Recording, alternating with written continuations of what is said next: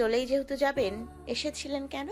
মেয়েটার প্রশ্নে গাছাড়া ভাবে হাসলো বাহার। মাথার ঝাঁকড়া চুলগুলো ঝেড়ে নিল নিঃসংকোচে। অতঃপর একটু নিচু হয়ে চিত্রার ডান হাতের বাহু আঁকড়ে ধরল এবং হ্যাঁচকা টেনে দাঁড় করিয়ে দিল আকস্মিক। মেয়েটাও থতমত খেলো প্রায়। চিত্রার থতমত খাওয়া চেহারা, লাল চোখের পাতাগুলো খুব আলতো ছুঁয়ে অগোছালো। বাহার ভাই বলল, থেকে যাওয়ার জন্যই তো এলাম, রেখে দাও। তোমার কথাই রইল, খুব শীঘ্রই আমাদের বিয়ে হবে। রণাঙ্গনের অবাধ্য হবার ভাই তার হবে। এবার চলো বাড়ি। নিজের প্রতি তোমার এত অবহেলা আমার একদম পছন্দ নয়। তুমি মানে কেবলই তুমি নও, তুমি মানে কখনো কখনো আমি। তাই তোমার যত্নের নামে তুমি একটু আমার যত্ন নিও। চিত্রা এই আকস্মিক প্রেম প্রস্তাবে হতবিহ্বল, অথচ বাহার বেপরোয়া বেখেয়ালি কণ্ঠে গান ধরল। বাহিরে বৃষ্টি হচ্ছে অনবরত। কতগুলো ব্যাকুল প্রাণ পথ চেয়ে বসে আছে। এই বুঝি বাড়ির অবুঝ বেখেয়ালি মেয়েটা ফিরবে। বনের প্রাণও আকুল হয়ে অবশেষে গলির মোড়ে গিয়ে দাঁড়িয়েছে। যদিও ছাউনির নিচে দাঁড়িয়েছে, তবুও এই দানবীয় বৃষ্টির ছাড় তাকে আংশিক ভিজিয়ে জুবুথুবু করে দিতে সক্ষম। চাঁদনির শরীর কাঁপছে মৃদুমন্দ বাতাসে, তবুও তার ঠাঁই দাঁড়িয়ে থাকা।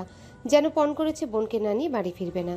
চাঁদনির ছাউনির নিচে এলাকার একটি পরিবারের মানুষ দাঁড়িয়ে আছে। দুজন মহিলা, একটি মেয়ে, দুজন প্রাপ্তবয়স্ক ছেলে আছে। চাঁদনিকে দেখেই তাদের ফিসফিসানি শুরু হয়েছে, যে এখনও থামাথামির নাম নেই। চাঁদনি বুঝছে এখানের আলোচনার বিষয়বস্তু সে, তবুও তার কোনো ভ্রুক্ষেপ নেই। বলুক যার যা ইচ্ছা। এর মাঝেই কোথা থেকে যেন মৃন্ময়কে ছুটে আসতে দেখা গেল। ব্যস্ত পায়ে এগিয়ে এলো সে চাঁদনির দিকে। কাছে এসে হড়বড়িয়ে বলল, পেয়েছেন চিত্রাকে? চাঁদনি অস্বস্তি নিয়ে চারিপাশে তাকালো। মহিলাগুলো ড্যাপ ড্যাপ করে তাকিয়ে রইল। একজন তো মুখ ফসকেই বলে ফেলল। চাঁদনি যে ভয়টা পেয়েছে সেটাই হলো, তার নামে মানুষ যা ইচ্ছে তা বলুক, তার কিছু আসে জানে, কিন্তু তার বোনের নামে কেউ কিছু বললেই তার সহ্য হয় না যে। মৃন্ময় মহিলার কথায় ভ্রু কুঁচকালো। একটা মেয়ের পাওয়া যাচ্ছে না, আর আপনি গুণ নিয়ে বিশ্লেষণ করছেন? গুণ হিসেবে করলে কত মানুষের গুণই বের হবে। মহিলাও কম না। মৃন্ময়ের কথায় ইঙ্গিত বুঝে আক্রোশের স্বরে বলল, না ঠিক, আমার তো খাওয়া দাওয়ার পরেও অনেক কাজ থাকে, তাই আর কি গুণ তা আর সোজা করার সময় পাই না। আর অন্যদিকে আপনাদের খাওয়া দাওয়ার পর সময় কাটে অলস, তাই আপনারা গসিপ করার জন্য টপিক খুঁজে বেড়ান। এটাও আপনাদের কাজ। আমি সে কাজকে অসম্মান করছি না। যার যেমন যোগ্যতা সে তো তেমন কাজই করবে, তাই না? চাঁদনির মুখের অদৃশ্য হাসিটা এখন দৃশ্যমান হয়েছে। খুব নীরবে তা ছড়িয়ে গিয়েছে পুরো মুখ জুড়ে। তন্মধ্যে অদম্য বৃষ্টির ছাদ ভেদ করে দুজন মানবীকে আসতে দেখা যাচ্ছে। লম্বা ছিমছাম গোছের ঝাঁকড়া চুল বিশিষ্ট মানুষটি যে বাহার ভাই, তার বোধগম্য হতে বাকি নেই চাঁদনির। তবে বাহার ভাইয়ের পিছনের গুটিসুটি মেরে ছোট ছোট পায়ে এগিয়ে আসা মেয়েটিকে চাঁদনি গাঢ় দৃষ্টিতে দেখল। যখন দেখলো মেয়েটি আর কেউ না, তাদের আহ্লাদী চিত্রা, ঠিক সেই মুহূর্তে চাঁদনি ছাউনি থেকে বেরিয়ে গেল। তার যেন আর তর্স হয়েছে না বোনকে ছুঁয়ে দিতে চাওয়ার ইচ্ছে। চাঁদনি ছাউনি ছেড়ে বেরুতেই মৃন্ময় ছাতা মেরে ধরল চাঁদনির উপর। হতভম্ব কণ্ঠে বলল, ভেজে যাবেন তো ইন্দুবালা? একটা কথা শুনছ নির্ণয়, যার বৃষ্টি পছন্দ তার ছাতা হয়ে না, শুনেছিলে? আমার ছাতার প্রয়োজন নেই নির্ণয়। এই জীবনে যারাই ছাতা হয়েছে তাদের উপরে নির্ভরশীল হয়ে গিয়েছি আমি। তারপর যখন তুমুল বৃষ্টি হয় তখন সেই ছাতারা আমাদের মাঝে রাস্তায় ছেড়ে চলে যায়। আমরা তখন হয়ে যাই একা, নিঃসঙ্গ। একসময় যেহেতু একা হতেই হবে, তবে আজই বা কেন সঙ্গীর বিলাসিতা করব বলো? চাঁদনির কথায় বিস্মিত মৃন্ময় শুধালো, আপনি রেগে আছেন আমার উপর ইন্দুবালা? মৃন্ময়, তুমি ছোট এখনো অনেক, ছেলে মানুষই ভরা, তাই তোমার উপর আমার কোনো রাগ নেই। কিন্তু একটা কথা বলি শোনো, যেই কুকুরকে তুমি ভালোবাসার লোভ দেখিয়ে নিজের কাছে আনো, সেই কুকুরকে আর সবাই লাথি দিয়েও তোমার কিন্তু লাথি দেওয়ার অধিকার নেই। তুমি হয়তো সেই প্রাণীটার বুকে, পেটে কিংবা শরীরের একটা বাহ্যিক অংশে লাথি দিবে, অথচ সেই লাথিটা গিয়ে লাগবে প্রাণীটির বিশ্বাসে, ভরসায়, অন্তরে। তখন সে চাইলেও আর মানুষটাকে বিশ্বাস করতে পারবে না। আর সব বিশ্বাস ভেঙ্গো না, কেমন? চাঁদনির কথায় কেমন যে বিমূঢ় দেখালো মৃন্ময়কে। সে যে আর কিছু বলার ভাষা পেল না, আবার হয়তো পেল, কিন্তু বলার সাহস হলো না। কিন্তু চাঁদনি বলল, আজ সোমবার আর 3 দিন পর শুক্রবার, যেদিন সকালে আমার সাথে একটু দেখা করো, তোমাকে কিছু বলার আছে। মৃন্ময় প্রশ্নাত্মক দৃষ্টিতে তাকালো। প্রশ্ন করার আগে ঠিক সেই সময় উপস্থিত হলো বাহার চিত্রা। বাহার ভাইয়ের মুখে বরাবরের মতনই গম্ভীর দৃঢ়। শীতে কাঁপছে চিত্রা। চাঁদনি ছুটে গেল, আগলে ধরল বোনকে, শাসনের স্বরে বলল, 2 দিন পর পর যে এমন নিরুদ্দেশ হচ্ছিস, কাহিনী কি তোর? কি চাচ্ছিস? সবাই টেনশনে মরে যাক? এত ছন্নছাড়া হবে কবে? কিছুই পরোয়া করিস না যেন আজকাল। চিত্রা নিশ্চুপ, স্তব্ধ। বাহার ভাই যে তাকে বিয়ে করবে রাজি হয়েছে সেটা তখনও বিশ্বাস করতে পারছিল না। উত্তর দিল বাহার ভাই, বড়লোকের মেয়েদেরই ওই একটা মতিভ্রম হবেই চাঁদ। তাছাড়া তোমাদের নুরুল সওদাগর যেভাবে সবাইকে নাচান, তাকেও নাচানোর জন্য তো কাউকে প্রয়োজন। তাই আর কেউ না, তার নিজের সন্তানেই সে দায়িত্ব মাথা তুলে নিয়েছে। বাহারের গা ছাড়া কণ্ঠে ট্যাপ ট্যাপ করে তাকালো চিত্রা। চাঁদনি আলগা হাসলো, শক্তভাবে জড়িয়ে ধরল বোনকে। চুপ রইল মৃন্ময়, যেন জমে গিয়েছে সে। বোনের সাথে আলাপ আলোচনার পর্ব শেষ হতেই তারা যখন পা বাড়ালো বাড়ির দিকে, ঠিক তখন ছাউনির নিচ থেকে সেই আগের মহিলা ঠাট্টা করে বলল, তবুও সওদাগর বাড়ির মেয়ের বউ বানানোর জন্য হাত দিয়ে পড়ে থাকেন বাড়ির বাইরে। আপনাদের দেখলে তো বেহাও লজ্জা দিয়ে ছাড়বে। বাহার ভাইয়ের এক কথা যেন তীরের বেগে সব সমালোচনার নামটা চূর্ণ বিচূর্ণ করে দিল। মহিলাটা গোল গোল আঁখি দুটি নিয়ে তাকিয়ে রইল চিত্রাদের দিকে অনেকক্ষণ। ঠিক যতক্ষণ বাহার ভাইয়ের দৃঢ় ছায়াটি দেখা যাচ্ছিল সোডিয়ামের আলোয়, ততক্ষণ। বৃষ্টিতে ভিজছে কদম, ভিজছে জুয়ের আঙিনা। সওদাগর বাড়ির সামনে ভিজছে প্রায় পরিবারের সকলে। গোল হয়ে দাঁড়িয়ে আছে সবাই, মধ্যমণি চিত্রা। আজকে চিত্রার গালে সজোরে চটটা তার বাবা বসায়নি, বসিয়েছেন তার মা মুনিরা বেগম। মায়ের কপালের রগগুলো কেমন নীল হয়ে ফুলে আছে। মুনিয়া বেগম সচরাচর রাগেন না, কিন্তু যখন রাগেন তখন আর তার হুঁশ থাকে না, যেমন আজ করলেন। চিত্রা চর খেয়ে মায়ের দিকে করুণ দৃষ্টিতে তাকিয়ে রইল। মায়ের জায়গায় বাবা হলে বোধ করি তার এত করুণ দৃষ্টি হতো না, আর তার অনুভূতিও এত বিস্মিত হতো না। তুমি বাড়িতে আসবে না, যেহেতু এত রাত অবধি বাইরে থাকতে পেরেছো, তার মানে তোমার বাইরে থাকার জায়গা অবশ্যই আছে। এত মানুষকে না জ্বালিয়ে তুমি বরং বাইরেই থেকে যাও আজীবন, যাও। বাহার, নোঙর, বনফুলও দাঁড়িয়ে আছে তাদের বাড়ির সদর দরজা জুড়ে। চিত্রা মাথা নিচু করে রাখলো। মুনিয়া বেগম যখন আরেকটু রেগে এগিয়ে আসলো, তাকে থামালো তুহিন। আগলে দাঁড়ালো বোনকে, সাবধানী কণ্ঠে বলল, মা, ও বড় হয়েছে, কি করছো? আশেপাশের মানুষ খারাপ বলবে। খারাপ বলার আর কি বাকি রেখেছ? মানুষ বাড়ি বয়ে এসে মেয়ের গুণগান করে যায়। আমার কি সৌভাগ্য এসব গুণগান চুপ করে শুনতে হয়। মানুষকে বলার সুযোগ দিলে তো মানুষ বলবেই, সুযোগও তৈরি করেছে মানুষ, তাই খারাপ বলছে। মুনিয়া বেগমের কথার পরপরই চিত্রার দাদির কণ্ঠ পাওয়া গেল। মহিলা বাড়ির রোয়াক থেকে চেঁচিয়ে বলছে, এখন বকছো কেন?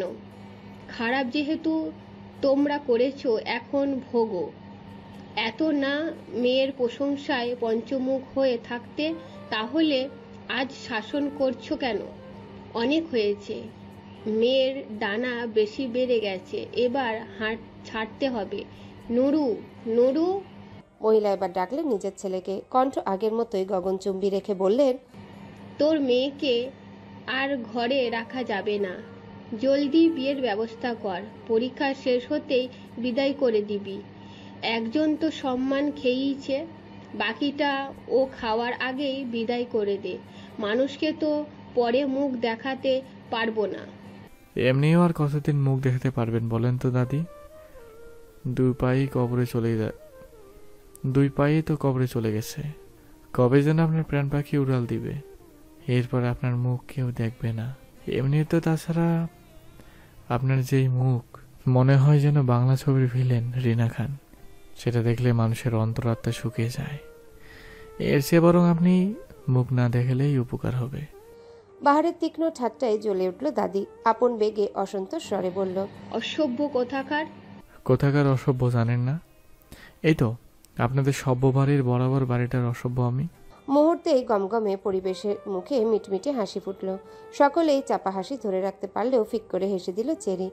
তার দেখাদেখি সশব্দে হেসে দিল চিত্রা। পরপরই ওহি, চাঁদনি সহ বাড়ির বাকি সদস্যও হাসলো। কেবল থমথমে রইল নুরুল সওদাগর আর মুনিয়া বেগম। আফজাল সওদাগর আজ বাড়িতে নেই, স্ত্রীর সাথে স্ত্রীর বাপের বাড়িতে গিয়েছে বিধায় আজ ঘটনা এত দূর অবধি গেল। মুনিয়া বেগম মেয়ের দিকে রুষ্ট দৃষ্টি ফেলে বাড়ির ভেতর চলে গেল। পরপর এক এক করে সবাই ভেতরে গেল। বাইরে রইল গুটি কয়েকজন, তার মাঝে নুরুল সওদাগরও আছেন। মোটামুটি জায়গা খালি হতে এসে দরাজ গলায় বাহারকে ডাকলেন। শোনো বাহার। নুরুল সওদাগরের ডাকে থমকে গেল যেন উপস্থিত সকলে শ্বাস প্রশ্বাস। নুরুল সওদাগর এই অবধি বাহার ভাইয়ের কখনো নাম নেননি। তুহিন বাবার দিকে তাকিয়ে বোঝার চেষ্টা করলো তার ভেতরের মতিগতি। চাঁদনি আর ওহিও ফ্যাল করে তাকিয়ে রইল। অবাক না হওয়ার বাহার ভাইও আজ অবাক হলো, কিন্তু কর্তব্যবিমূঢ় হয়ে জবাব দিল। জি, আমায় ডাকছেন? তুমি ছাড়া কি এখানে কেউ আছে? নেই, তাই তোমাকে ডাকলাম। চিত্রাকে তুমি পথে আসছো না কেন? পারিবারিক সমস্যা জের ধরে তোমার একটা স্টুডেন্টের ক্ষতি তুমি করতে পারো না? অন্তত এই ব্যাপারে তোমাকে দায়িত্বশীল ভেবেছিলাম। নুরুল সওদাগরের এহেন কথায় হতভম্ব হয়ে তাকিয়ে রইল সকলে, কিন্তু তার বেশিক্ষণ স্থায়িত্ব হলো না। কথা শেষ করে নুরুল সওদাগর বাড়ির ভেতর চলে গেলেন। বাইরে রেখে গেলেন কতগুলো অবিশ্বাস্যকর দৃষ্টি। বাহার কতক্ষণ অবাক চোখে তাকিয়ে থেকে দেখলো, কি মনে করে যেন হাসলো মনে মনে। অতঃপর তুহিনের উদ্দেশ্যে বলল, তোমার বোনকে মেডিসিন দিও। মতিভ্রমে বসে না আবার জ্বর বাঁধিয়ে বসে থাকে। তার তো কোনো খবর থাকে না, তার জন্য কত মানুষের পৃথিবী থমকে থাকে। শেষের বাক্যটা ধীরেই বলল যেন। তুহিন হয়তো ঠিক বুঝতেও পারল না, তবে প্রেমিকের মন জানে তার সকল সুখ অষ্টাদশীতে আবদ্ধ যে। বিরাট সমস্যার রাত্রি গাঢ় হয়ে এসেছে, রাত বেড়েছে নিজস্ব গতিতে, সাথে বেড়েছে মুষলধারা বৃষ্টির পরিমাণ। চিত্রার শীতে শরীর কাঁপছে। হুট করে সে অনুভব করলো গলগল করে তার নাক দিয়ে কিছু পড়ছে। সে নাক চেপে ধরে তরল পদার্থটার দিকে তাকাতে ল্যাম্পপোস্টের ঘোলাটে আলোয় চিকচিক করে উঠল তার হাতের লাল টকটকে রক্তগুলো। কাক ডাকছে কর্কশ কণ্ঠে, তবে বোধহয় সেই কর্কশ কণ্ঠ তেতো না, কেমন এক বিরহী সুর তার। আজকে অবশ্য আকাশের মন ভালো, চারিপাশে শুভ্র শুভ্র মেঘগুচ্ছ ভেসে বেড়াচ্ছে। দিনটি বুধবারের প্রাণোচ্ছল দিন। সূর্য তার গন্তব্যে ফিরে যাওয়া আরম্ভ করেছে সবে, তবুও আজ সন্ধ্যার আকাশ উজ্জ্বল। চিত্রা দাঁড়িয়ে আছে তার বিরাট বারান্দায়। অদ্ভুতভাবে কেবল সে না, আজ যেন সবারই কেমন ছুটি। ওহিও আজ বইয়ে ডুবে না থেকে জানালার কোল ঘেঁষে দৃষ্টি দিয়ে রেখেছে দূর আকাশে। এমন অনিয়ম সচরাচর চোখে পড়ে না। ওহি বইয়ের মাঝে না তাকিয়ে মুগ্ধ চোখে আকাশ দেখছে, এটা বিস্ময়কর ব্যাপার। চাঁদনি আপা বসে আছে তার বিছানায়, তবে মাথাটা হেলান দেওয়ানো আছে জানালার সাথে। তার চোখ দুটি বন্ধ। সকলের এই নিস্তব্ধতার জন্যে প্রকৃতপক্ষে একজনকেই দায়ী করা যায়, সে হলো বাহার ভাই। লোকটার গানের কণ্ঠ ভেসে আসছে বহু কাছ থেকে। ছন্ন ছাড়া লাইনগুলো, আমি তোমায় ভালোবাসি, জগতে হইয়াছি দোষী। গানের লাইনগুলো যেন খুব বেশিভাবে প্রতিটি নিখুঁতভাবে ভালোবাসতে পারা মানুষদের সাথে জড়িত, যারা প্রকৃতপক্ষে ভালোবেসে কেবল প্রতিদান পেয়েছে কলঙ্ক। লোকে বলেছে ছিছি ভালোবেসেছে, যেন মহাপাপ কিছু করে ফেলেছে। অথচ দিন শেষে এমন ছিছি মাখা মিছে কলঙ্ক কুড়িয়েও যারা ভালোবাসার মানুষদের পায়নি বা পায় না, এই গানের লাইনগুলো যেন তাদের জন্যেই দরদি হয়ে কাঁদে। বনফুল অন্যান্য সময় এত মনোযোগ দিয়ে তার ভাইয়ের গান শুনে না, অথচ আজ শুনছে। তার মনে হচ্ছে ভাই যেন তাকেই গাইছে, আরো করুণভাবে, নিঃস্ব করে। বনফুল নিবিড়ে হেঁটে তার মায়ের রুমের কোনায় এসে দাঁড়ালো। এখান থেকে তুহিনের রুম দেখতে পাওয়া যায় খুব সহজভাবে। বনফুলের বেহায়া চোখ খুব গোপনে সেই রুমের দিকে চাইল। ফাঁকা রুমেও যেন সে নিজের ভালোবাসার অস্তিত্ব খুঁজে পেল। বুকের ভিতর তুমুল আন্দোলন। তার অবুঝ মন প্রশ্ন তুলল, আচ্ছা আমরা যাকে ভালোবাসি তাকে পাই না কেন? যাদের ছাড়া আমাদের চলেই না, তারা কেন আমাদের ভালোবাসে না? মন তো প্রশ্ন করে নীরব হয়ে যায়, কিন্তু অশান্তিতে ভুগে উত্তর না পাওয়া বনফুল এই কেনর উত্তর আদৌ মিলবে? সে শূন্য চোখে তুহিনের রুম দেখে নির্নিমেষ। একমাত্র লোকটাকে পাবে বলে ভদ্র বনফুলও ভদ্রতা ভুলে হাউমাউ করে কেঁদেছিল, কিন্তু কোনো লাভ কি আদৌ হলো? দিন শেষে সমাজে ছিছি ছাড়া আর কি পেল সে? বাহারের গান থামতেই পরিবেশ ভয়ঙ্কর রকমের নীরবতায় আচ্ছন্ন হলো, যেন বিষাদের এই বোবা গল্প শান্তি চায়। চিত্রা বারান্দা দিয়ে চাইল। অগোছালো বাহার ভাইয়ের হাতে তখন জ্বলন্ত সিগারেট ধোয়া উঠছে ঊর্ধ্বে। চিত্রা ডাকতে গিয়েও ডাকলো না তাকে। কেন যেন এই কথা না বলা ক্ষণটি তার ভীষণ পছন্দ হয়েছে, যেমন পছন্দ হয়েছিল সেই বছর কয়েক আগে কিশোরী চোখে দেখা প্রথম কোনো ছন্নছাড়া পুরুষকে। এই মোহগ্রস্ত নীরব সন্ধ্যার নিস্তব্ধতা কাটিয়ে চাঁদনির ফোন বেজে উঠল। ঘোর কাটলো চাঁদনির, চোখ মেলল সে। ফোনের স্ক্রিনে জলজল করতে থাকা অপরিচিত নাম্বারটার দিকে তাকালো। ফোনটা বাজতে বাজতে প্রায় থামার পূর্ব মুহূর্তে চাঁদনি ফোনটা রিসিভ করলো। রিসিভ করে কানে ধরতে অপর পক্ষ থেকে একটা গম্ভীর পুরুষালী কণ্ঠ ভেসে এলো। চাঁদ বলছো? চাঁদনি থমকালো, মনে মনে কিছুটা হোঁচটও খেলো বোধহয়, কিন্তু খুব দ্রুতই আবার নিজেকে সংযত করে নিল। আধো কণ্ঠে বলল, শাহাদাত তুমি? শাহাদাত হাসলো, বলল, এখনো কণ্ঠ চেনো তবে ভুলনি? ভুলে যাওয়ার কথা তো আমি কখনো উচ্চারণ করিনি, তাই চিনি। সেটা তো তুমি করেছিলে, তাই তুমি ভুলে গিয়েছো কারণে অকারণে। শাহাদাত হতাশার একটা শ্বাস ফেলল বোধহয়, বলল, এখনো অভিযোগ অভিমান পুষে রেখেছো? সেই অধিকার তো তুমি কেড়ে নিয়েছো, রাখবো কিভাবে? বাদ দাও সেসব কথা। তা হুট করে কল দিয়েছো কেন? চাঁদ। ডাক দিয়ে থামলো শাহাদাত। কণ্ঠটা কি কাঁপছে লোকটার? মনে হলো যেন সে কান্না গিলে নেওয়ার ছোট্ট চেষ্টাটুকু করলো বড় গোপনে। কিন্তু দুর্ভাগ্য, চাঁদনি যে মানুষটাকে আগাগোড়া চিনত একসময়, যার হাসির কণ্ঠ, কান্নার কণ্ঠ চাঁদনির মুখস্থ, তার আড়াল করার আপ্রাণ চেষ্টা চাঁদনি ধরতে পারবে না। চাঁদনি সময় দিল মানুষটাকে। শাহাদাত সামলে নিল নিজেকে, কম্পনরত কণ্ঠে বলল, চাঁদ, আমি জানি তুমি কখনো আমাকে অভিশাপ দাওনি, কিন্তু তবুও তোমার মন ভাঙার মতো পাপের শাস্তি বিধাতা আমাকে দিয়ে দিয়েছেন। তোমাকে যতটা আমি আঘাত করেছি তার শাস্তি যে ভোগ করতেই হবে। এবার চাঁদনি কিঞ্চিত অবাক হলো, বিস্ময় ধরে রেখে শুধালো, কি হয়েছে শাহাদাত? আমার স্ত্রী 3 মাসের প্রেগনেন্ট ছিল। সিঁড়ি থেকে পড়ে গিয়ে মিসক্যারেজ হয়ে গিয়েছে তার, এমনকি বাচ্চা জন্ম দেওয়ার ক্ষমতাও। চাঁদনি যেন ভুল শুনল। দূর আকাশে তখন হাসলো সন্ধ্যার নক্ষত্র। প্রকৃতির খেলা বুঝা যে বড় দায়। প্রতিদিনের মতন আজ অভ্যস্ত নিয়মে সন্ধ্যা হলো না। গত কয়েক মাসের গতানুগতিক নিয়ম পাল্টে যেন এই অপরাহ্ন এক বুক হাসি নিয়ে এলো।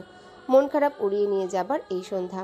চিত্রা যখন নিশ্চুপ চোখে আকাশ দেখতে ব্যস্ত, ঠিক তখনই রাস্তা থেকে সরু কণ্ঠে ডাক এলো, চিতাবাঘ নিচে আয়, এলাকার মোড়ে ঝালমুড়ি মামা এসেছে, বোম্বাই মরিচ আছে, দ্রুত আয়। চিত্রার গভীর ধ্যানে ভাটা পড়ল। সে যেন নিজের কানকে বিশ্বাস করতে পারল না। বনফুল তাকে স্বেচ্ছায় ডাকছে। বনফুল! চিত্রা মাথা নিচু করে পথের দিকে চাইল। ভেসে উঠল বনফুলের হাস্যোজ্জ্বল মুখ, যেন পুরনো সেই বনফুল যার সরলতায় মুগ্ধ হতো পৃথিবীর সকল উপমা। যেন গত কয়েক মাসের ঘটনাগুলো মুহূর্তেই চাপা পড়ে গেল বনফুলের নিখুঁত হাসির নিচে। চিত্রাকে ফ্যালফ্যাল করে তাকিয়ে থাকতে দেখে বনফুল আবারও ডাকলো, আসবি না আমি চলে যাব? চিত্রার এক মুহূর্ত অপেক্ষা করলো না, কোনো মতে মাথা নাড়িয়ে হ্যাঁ সূচক উত্তর দিয়ে ছুটে বেরিয়ে গেল ঘরের বাহিরে। পেছন থেকে বারবার করে ডাকলেন মুনিয়া বেগম, কিন্তু মেয়েটার যেন উত্তর দেওয়ার সময়ই নেই। কেবল হন্তদন্ত হয়ে বলল, মা, বনফুল ডাকছে আমায়, হাত বাড়িয়ে ডাকছে আমার বন্ধুত্ব। আমার তুমি পিছু ডেকো না মা, আমার যে পিছু ডাক শোনার সময় নেই। মুনিয়া বেগম প্রথমে ধমকাতে গেলেও বনফুলের নাম শুনে থেমে গেল।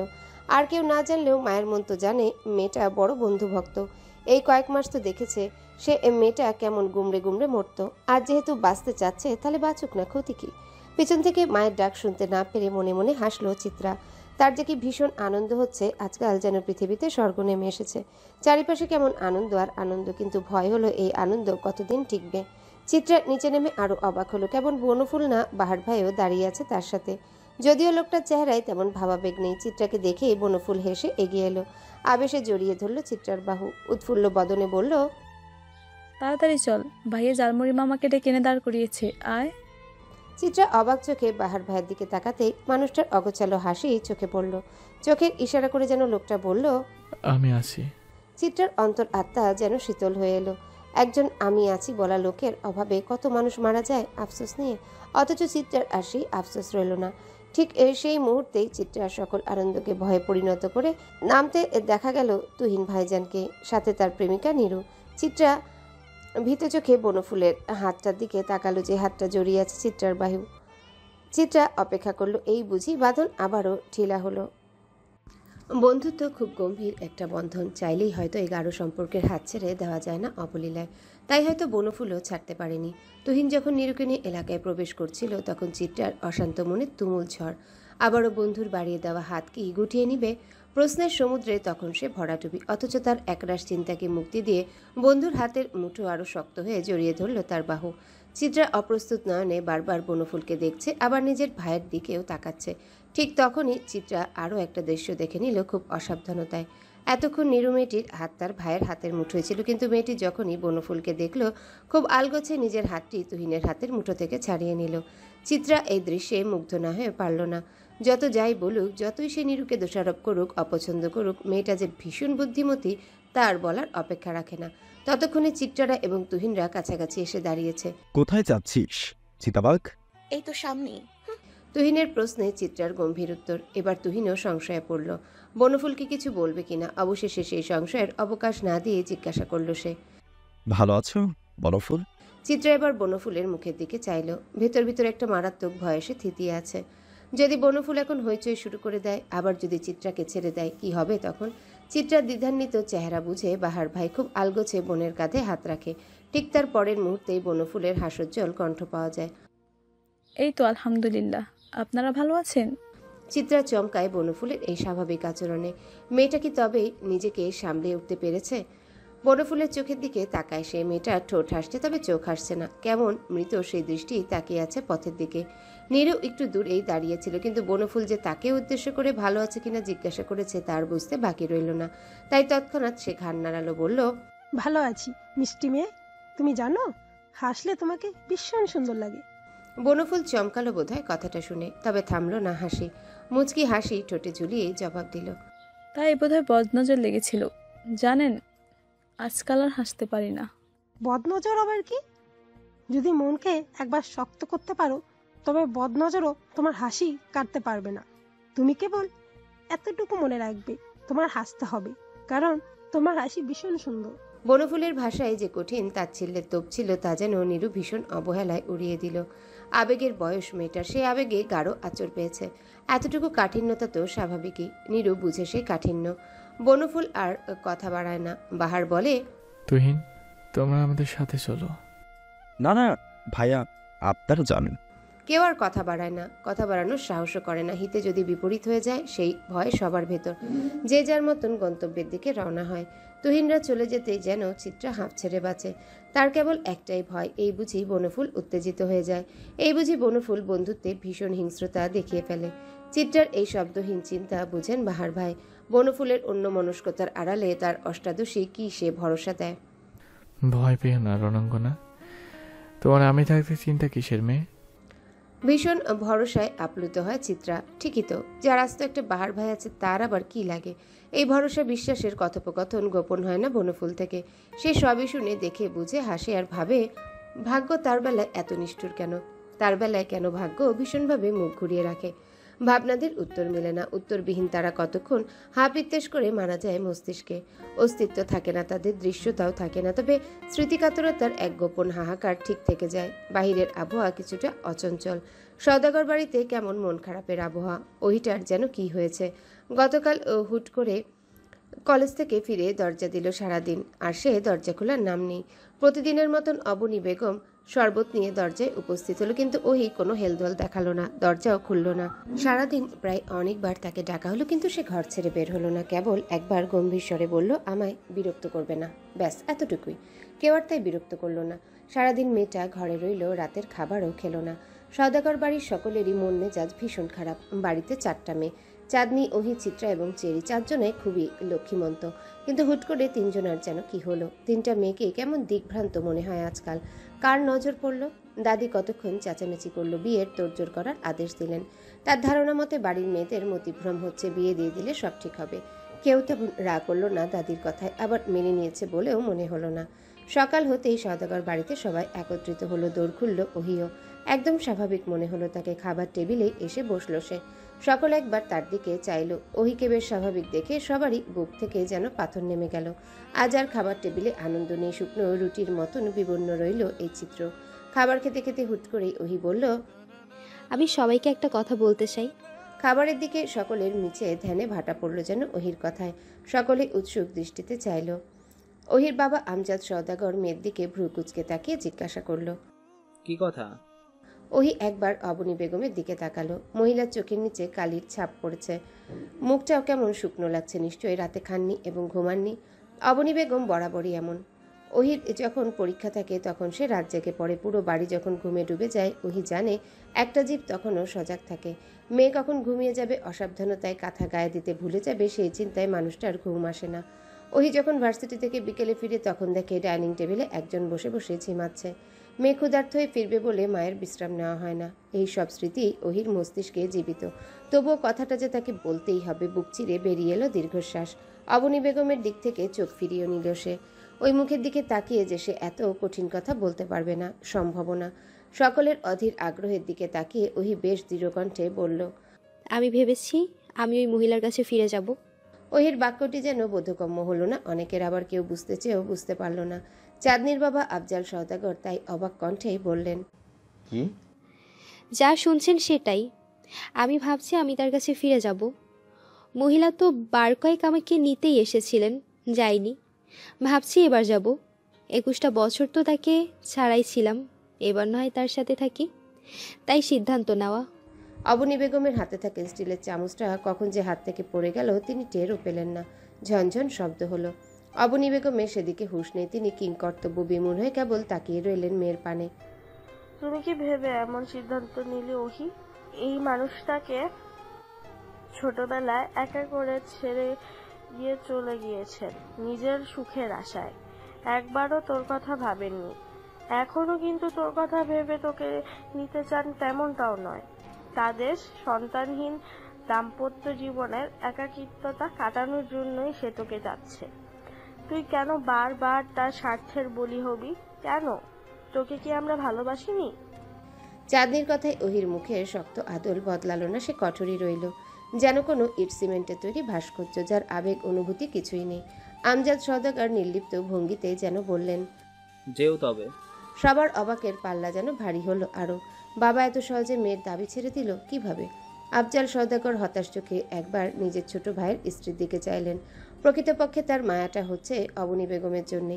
এই মানুষটার কথা কেউ ভাবল না, কেউ না। অনেকেরই অনেক কিছু বলার ছিল, কিন্তু আর বলা হলো না। এই বিস্ময়ের জাল ছিঁড়ে তাদের আর বলা হলো না কত না বলা কথাগুলো। মুনিয়া বেগম কতক্ষণ গাইগুই করলেন, হাঁ পিত্তেশ করলেন দাদিও, কিন্তু কেউ আর জোর খাটাতে পারল না। কিভাবেই পারবে? যেখানে নিজের বাবা মায়ের মেয়ের দাবি ছেড়ে দেয়, সেখানে তার আর কতটুকু অধিকার হাত পেতে দাঁড়াবে? কতটুকু অধিকারে তারা থেকে যেতে বলবে? ওহি অতি সঙ্গোপনে মুচকি হাসলো। টেবিল ছেড়ে উঠে দাঁড়াতে দাঁড়াতে বলল, আমি জানতাম আব্বু, আপনি আমাকে কখনোই রাখবেন না। আমি জানি আজ ওই মহিলার প্রতি আপনার আকাশ সমান মায়া। সেই মায়ার টানে আপনি সন্তানকেও অকাতরে দান করে দেবেন। কিন্তু আব্বু, একটা কথা জানেন, আমরা না সবসময় ভুল মানুষকেই মায়া দেখাই, যারা আমাদের এই অতি যত্নের মায়া ঠাট্টায় উড়িয়ে দেয় অযত্নে। অথচ এমন অনেক মানুষ আছে যারা চিরজীবন আমাদের হয়ে থেকে যেতে চায়। আমাদের অনাদর অবহেলা তারা যত্নে ভাঁজ করে নেয় যেন ভালোবাসা এগুলো। কিন্তু আমরা তাদের বুঝি না, আমরা তাদের মূল্য দেই না। এটা তাদের অপ্রাপ্তি না, এটা আমাদের ব্যর্থতা, কারণ আমরা মানুষ চিনেও চিনতে চাই না। আমজাদ সওদাগর মেয়ের কথার বিপরীতে কোনো প্রতিক্রিয়া জানালেন না, কেবল মাথা নত করে রাখলেন। যে নীরবতায় সে বুঝিয়ে দিল তার মেয়ে কোনো ভুল কিছু বলেনি। সত্যিও তাই। যতই হোক সে নারী, তার জীবনের প্রথম এবং শেষ ভালোবাসাই ছিল। এরপর সে হয়তো জীবনে দ্বিতীয় নারী এনেছিল, তবে সেটা কেবলই দায়িত্ব কিংবা পরিবেশ পরিস্থিতির কারণে। কিন্তু ভালোবাসা সেই প্রথমে আটকে আছে। অবনী বেগম পরাজয় সৈনিকের ন্যায় স্থান ত্যাগ করলো। মনে হলো যেন সংসার জীবনের যুদ্ধে এত ভালোবাসা দিয়েও হেরে যায় এক যোদ্ধা।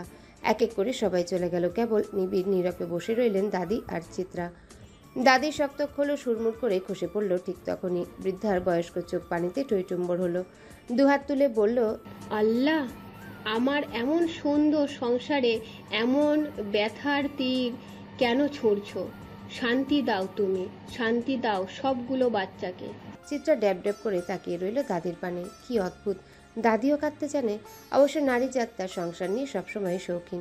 এটা তাদের বহু যত্নের জায়গা। এই জায়গার একটু আচরও তারা মানতে পারে না। শাহবাগের মোড়ে তুমুল জ্যামে আটকে আছে চিত্রার রিক্সা। তার মন খারাপ, অথচ আজকে তার সবচেয়ে খুশির দিন হওয়ার কথা ছিল। আজকে তার আনন্দের পথে প্রান্তরে হৈ হৈ করে ছুটে বেড়ানোর কথা ছিল, কিন্তু তেমন কিছুই হলো না। চিন্তার নিবিড় চোখ স্থির। এই চঞ্চল চিত্রার স্থিরতা দেখে বাহার শুধালো, তোমার সাথে নীরবতা ভীষণ বেমানান, সেটা কি জানো তুমি? চিত্রার গভীর ধ্যান কিঞ্চিত ভাঙল। সে অস্ফুট স্বরে কেবল বলল, বাহার ভ্রু কুচকালো। চিত্রার দিকে চাইলেও সে নিঃসংকোচে গভীরভাবে বলল, হয়েছে কি? বাহারের আহ্লাদি প্রশ্নে চিত্রার মন খারাপ আরো বাড়ল। মন খারাপের উদাস বাতাস ছুঁয়ে গেল যেন তার আঙিনা। সে দীর্ঘশ্বাস ফেলল, পিঠ টান টান করে বসলো, বলল, ওহিয়াপানা চলে যাবে বলেছে। কোথায়? বাহারের প্রশ্নে চিত্রা চোখ রাখলো লোকটার দিকে। চোখে চোখ মিলল। চিত্রার চোখগুলো ছোট ছোট, জলজল করছে দুশ্চিন্তায়। খুব সহজেই কেউ চাইলে মেয়েটার ভেতরে সকল অনুভূতি পড়তে পারবে। মেয়েটার মন স্বচ্ছ, চোখের ভাষারাও ভাষা ভাষা। বাহার ধুইব্রু আবার উঁচু করলো। চিত্রা হতাশ কণ্ঠে বলল, আপার মায়ের কাছে। উনি কয়েকবার এসেছিল আপাকে নিতে, কিন্তু আপা যায়নি। কিন্তু আজ আপা বলেছে সে চলে যাবে এবং কালই যাবে। ওনাকেও সে জানিয়ে দিয়েছে এটা। চাঁদনি আপারও কাল ফ্লাইট, আমরাও কাল বিয়ে করব। সবাই কেমন আলাদা আলাদা হয়ে যাব কাল। আমাদের ছাড়া আব্বু, বড় আব্বু, ছোট আব্বু, আম্মু, চাচিরা কিভাবে থাকবে? চেরিটাও কান্না করবে। ভাইজান তো প্রতিদিন রাতে একবার আমাকে না দেখে ঘুমায় না। সে কিভাবে ঘুমাবে? আমাদের ছাড়া বাড়িটা যে আর হাসবে না বাহার ভাই। কথা বলে থামলো চিত্রা। রাস্তার ল্যাম্পপোস্টের হলুদ নিয়ন বাতিগুলোর আলো এসে মেয়েটার চোখ মুখ গাঢ়ভাবে ছুঁয়ে দিচ্ছে। গোল গোল মুখে হলুদ আভাটা ভীষণ মানিয়েছে। এ যেন মায়ার আলো, আর চিত্রা যেন মায়াকন্যা। বাহার মুগ্ধ চোখে সে মায়াকন্যার চিন্তার ভাষাদের শুনলো, জানলো। অতঃপর কিছুক্ষণ নীরব থেকে গম্ভীর কণ্ঠে বলল, বিয়ের দিন পিছিয়ে দিই তবে? চিত্রা তৎক্ষণাৎ তাকালো, দৃষ্টি তার তাজ্জব। হড়বড়িয়ে বলল, না। চিত্রার না বলার ভঙ্গিতে হেসে ফেলল বাহার, তাও বেশ শব্দ করে। নিজের কথায় লজ্জা পেল চিত্রাও। সেকেন্ডে চোখ ঘুরিয়ে দৃষ্টি নামালো পথে। মাঝে মাঝে সে এত বোকা কাজ করে ফেলে কেন? চিত্রার লজ্জা যেন বাহারকে ভীষণ আনন্দ দিল, তাই সে এই লজ্জার আবরণ আরেকটু বাড়াতে বলল, লজ্জা পেলে? প্রশ্নটা করে আবারও হো হো করে উঠল বাহার। চিত্রা মুখ ঢেকে ফেলল দুহাতের আঁচলে। এ যেন এক মন্ত্রমুগ্ধ সন্ধ্যা, এই যেন এক ভালোবাসার দিন। ব্যস্ত রাস্তা যেন মুগ্ধ চোখে এই প্রেমের কীর্তি দেখল। বহুক্ষণ চোখ মেলে। জ্যাম ছুটল, বাহারের হাসি কমল, নিভে এলো মুগ্ধ দৃশ্য। বাহার আবার আগের ন্যায় গম্ভীর হলো, ভরাট কণ্ঠে বলল, কাল এমন একটা দিন, এই দিনে বিয়েটা করে স্বার্থপরের মতো কাজ হয়ে যাবে না? চিত্রা মুখ থেকে হাত সরালো, ক্লান্ত চোখে চাইলো আবার। বার কয়েক শব্দ করে শ্বাস ছেড়ে বলল, হয়ে যাবে। আপনারে পাওয়ার জন্য আমি স্বার্থপর হতে রাজি বাহার ভাই। এ কেমন ভালোবাসলে রণঙ্গনা? নিজেকে হারিয়ে ফেলতেও ভাবছো না? তুমি যে এমন নও রণঙ্গনা। তবে কেন এত স্বার্থপরতা দেখাচ্ছ? যে বাড়ি এবং বাড়ির সদস্যরা তোমার প্রাণ, তাদের এই দুর্দশার দিনে তাদেরকে ছাড়তেও দুবার ভাবছো না যে? জানেন বাহার ভাই, আমার কেন জানি মনে হয় তাদের একবার ছাড়লে আমি দ্বিতীয়বার আবার ফিরে পাবো, কিন্তু আপনাকে একবার ছাড়লে চিরতরে হারিয়ে ফেলবো। হারিয়ে ফেলার ভয়ে বাঁধতে চাচ্ছ মেয়ে? তুমি জানো না, যে যেতে চায় তাকে কোনো বাধাই রাখতে পারে না, আর যে থাকতে চায় তাকে কোনো অবহেলাও তাড়াতে পারে না। আমি ছাড়তে চাইলে বিয়ে আমি আটকে রাখতে পারবে? সত্যি কি বিয়ে আটকে রাখার সুতো? যদি তেমনই হতো তাহলে ওহির জন্মদাত্রী কি এত ভালোবাসার পরেও তোমার ছোট আব্বুকে ছেড়ে যেত? তাদের তো বিয়ের সম্পর্কই ছিল রণঙ্গনা। যে যেতে চায় তাকে আটকে রাখার যে বড়ই দায়। বাহার ভাইয়ের সহজ সরল কথাগুলো কতক্ষণ অসুরের ন্যায় নৃত্য করলো চিত্রার ছোট্ট মগজে। মেয়েটা সইতে পারল না ভারী সত্যি কথার তোপ। তার উদাসী চোখ জলে টইটুম্বর হলো। আমি এত জটিলতা বুঝি না বাহার ভাই। আমি কেবল এতটুকুই বুঝি, আপনারে না পেলে আমার এই জগৎ বৃথা, এই জনম বৃথা। বাহার তপ্ত শ্বাস ফেলল, আফসোস নিয়ে বলল, করিলে বৃথা জনম। অন্ধপ্রেমে ফেসে কেউ মরছে বারে বারে প্রচন্ড ভালোবেসে। ধানমন্ডির এক শুনশান রাস্তায় হাঁটছে চাঁদনি, তার কিছুটা পেছনে পেছনে হাঁটছে মৃন্ময়। সন্ধ্যার মৃদুমন্দ বাতাস ছুঁয়ে যাচ্ছে ভেতর বাহির অন্তর। পথঘাটে গাড়ি আছে বেশ, তবে তেমন যানজট নেই। শাসা করে গাড়ি আসছে আর ছুটে চলে যাচ্ছে দূরে, বহু দূরে। কেউ তাদের হাঁটায় বিরক্তি হয়ে দাঁড়াচ্ছে না, কেউ বাধা হচ্ছে না। প্রায় বেশ খানিকটা হাঁটার পর বিরতি নিল মৃন্ময়। পুরুষালী কণ্ঠে বলল, কি বলবেন ইন্দুবালা? কি বলতে এত দূর ডাকলেন? চাঁদনি চাঁদের ন্যায় শীতল হাসলো, মিহিসরে বলল, সামনে একটা চায়ের দোকান আছে, সেখানে চলো, চা খেতে খেতে কথা বলবো। মৃন্ময় আর কথা বাড়ালো না, কেবল ঘাড় কাত করে সম্মতি দিয়ে পায়ে পা মিলিয়ে হাঁটলো। চায়ের দোকানে এসে চায়ের অর্ডার দিল, তারপর নড়বড়ে বেঞ্চটাতে বসলো দুজন। আজকে চাঁদনিকে বরাবরের তুলনায় একটু অন্যরকমই লাগছে। প্রায় সময়টাতেই তার মুখে হাসি দেখা গিয়েছে। মৃন্ময় অপলক চোখে কয়েকবার দেখেছেও এই সুন্দর মুখটি, সেটা অগোচর হয়নি চাঁদনিরও। ব্যস্ত নিবিড় রাস্তায় ধোয়া ওঠা চায়ের কাপে ঠোঁট ছোঁয়ালো চাঁদনি। ভেতরে যেন নতুন এক উদ্যমের সৃষ্টি হলো। চাঁদনি সেই উদ্যমকে সঙ্গী করে সকল জড়তা কাটিয়ে ঝলমলে কণ্ঠে বলল, মৃন্ময়, তুমি কি জানো তুমি কিন্তু ভীষণ সুদর্শন। মৃন্ময় মাত্রই চাটা মুখে নিয়েছিল, কিন্তু আকস্মিক চাঁদনির এহেন কথায় চা মহাশয় তার নাক মুখে উঠে গেল, যার ফলস্বরূপ তুমুল কাশির উৎপাত। অথচ বিচলিত হতে দেখা গেল না চাঁদনিকে। সে বেশ আয়েশ করে চায়ে চুমুক দিতে থাকলো। মিনিট পেরোতে মৃন্ময় স্বাভাবিক হলো, কিন্তু তার চোখ মুখ দেখে বোঝা যাচ্ছে এখনো তার ভিতর হতভম্ব ভাবটা কাটেনি। চাঁদনি দীর্ঘ বিরতির পর আবারও বলল, তুমি এটাও কি জানো যে তুমি আমার থেকে শতগুণ ভালো মেয়ে ভবিষ্যতে পাবে? চাঁদনির আকস্মিক এমন ধারা প্রশ্নে মৃন্ময় বলার হাসা হারিয়েছে। ফ্যালফ্যাল করে চেয়ে থাকা ছাড়া সে আর কিছুই যেন করতে পারল না। চাঁদনি হাসলো মৃন্ময়ের এহেন দশায়, ভাবুক স্বরে বলল, তুমি আমাকে পছন্দ করো এটুকু অবধি আমি মেনে নিয়েছিলাম, বা বলা যায় এইটুকু অবধি সবই ঠিক ছিল। তবে ভুল কখনো হলো জানো? মৃন্ময় ভ্রু কুচকালো, শুধালো, কখন? যখন তুমি আমাকে পছন্দ করো বলে নিজের বিবেক বিবেচনা বোধ হারালে। কিভাবে পারলে মৃন্ময় নিজেকে এতটা ছোট করতে? তবে আমার কেন অভিযোগ নেই তোমার প্রতি। আমি ছোট মানুষ, ভেবেছিলে ছোটবেলার খেলনা চাওয়ার বায়না আর মানুষ চাওয়ার বায়না বোধহয় এক, তাই ভুল পথে হলেও সেটা পেতে হবে। কিন্তু মৃন্ময়, সবসময় সবকিছু যে আমাদের মন মর্জি মতন চলে যায় না, কখনো না পেয়েও বাঁচার ক্ষমতা রাখতে হয়। তুমি কি জানো কখনো মানুষ হেরে গিয়েও জিতে যায়? তোমার অন্তত মানুষ চাওয়ার খেলায় হেরে যাওয়া উচিত ছিল, এত বড় ভুল করা উচিত হয়নি তোমার। চাঁদনির কথা থামতেই তরতর করে ঘামল মৃন্ময়।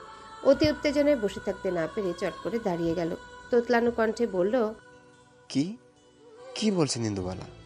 চাঁদনিও এবার গা ঝাড়া দিয়ে উঠে দাঁড়ালো। চায়ের বিলটা পরিশোধ করতে করতে বলল, কালকে তো আমার ফ্লাইট, আমি দেশ ছেড়ে চলে যাব কালকেই। তবে দেশ ছাড়ার আগে এত বিটঘুটে একটা সত্য না জানলেও বোধহয় ভালো ছিল, তাই না মৃন্ময়? না হয় আমি ভুল করেই ভাবতাম একটা পাগল ছেলে আমার জ্বর আসবে বলে ছাদে ওষুধ নিয়ে দাঁড়িয়ে ভিজেছিল, আর আমাদের ছবি ভাইরাল হওয়াটা কাকতালীয় ছিল। কিন্তু তোমার ভালোবাসার দুর্ভাগ্য মৃন্ময়, আমি শেষ বেলাতে এসে তোমার ভালোবাসার বিনিময়ে আরেক ধাপ অপছন্দ করে গেলাম। ভালো থেকো মৃন্ময়, আর যাকে ভালোবাসবে তার মন ভেঙো না কখনো। মন ভাঙার যত্ন না মৃত্যুর সমান, জানো? মৃন্ময় কথা বলল না। তার মনে হলো পৃথিবী ঘুরছে, এবং সেই ঘুরন্ত পৃথিবীতে চাঁদনি নামক একটি মেয়ে তার থেকে চিরজীবনের মতন দূরে চলে যাচ্ছে। নিকোষ আধার কালো রাত্রি শোক নামিয়েছে ধরায়, অথচ এই শোককে সুখ করতে ব্যস্ত সওদাগর বাড়ির ছটফটে প্রাণগুলো। হয়তো তারাও চাচ্ছে তাদের এই বিস্তর বিচ্ছেদের শেষ স্মৃতিটা আনন্দঘন হোক। ড্রয়িং রুমে বসেছে সকলের আড্ডা, যদিও ভেতর ভিতর সকলে ঝিমিয়ে গিয়েছে কঠিন দুঃখে, কিন্তু উপর উপর সকলে এমনভাবে নিজেকে প্রকাশ করছে যেন তারা পৃথিবীর সবচেয়ে সুখী মানুষ। এমন কেউ বাদ নেই যে এই সওদাগর বাড়ির ড্রয়িং রুমে উপস্থিত নেই। দাদি হতে শুরু করে ছোট্ট চেরি সহ উপস্থিত। দু চোখ ভরে সকলেই যেন দেখে নিচ্ছে শেষ একত্রিত হওয়ার আনন্দ। এরপর আর কে কবে একত্রিত হবে কেউ জানে না। গান হলো, আড্ডা হলো, খাওয়া দাওয়া হলো ভরপেট। কেউ আহ্লাদে আটখানা হলো, কেউ বা সুখের স্মৃতি নিয়ে ঘুমাতে গেল। আজ চিত্রা, চাঁদনি, ওহি এই তিনজন একসাথে ঘুমাতে গেল, হয়তো শেষবারের মতন। আর কখনো যদি বালিশ ভাগাভাগি করে ঘুমানো না হয়। তিন বোন হাত মুখ ধুয়ে বসলো বিছানা জুড়ে। সবার ঠোঁটে কিছুটা কৃত্রিম কিছুটা অকৃত্রিম হাসি লেপটে আছে। চাঁদনি তার ছোট দুই বোনের দিকে তাকালো, বিরাট এক শ্বাস ফেলে বলল, তোদের ছেড়ে কতটা দূরে চলে যাচ্ছি, আবার কবে আনন্দ ভাগাভাগি করব বল? সবসময় তো আনন্দ ভাগই করলাম আপাই, আজকে একটু দুঃখ ভাগ করব। আমার না ভীষণ ব্যথা হচ্ছে বুকে, আজ একটু ভাগ করে নিবে দুঃখ। আমি না আর এই ভার বহন করতে পারছি না। ওহির অপ্রত্যাশিত করুণ আবদারে শিরা উপশিরা কেঁপে উঠল চাঁদনি ও চিত্রার। এই ওহি তাদের অপরিচিত, এত ভীষণ অপরিচিত কখনোই লাগেনি তাকে।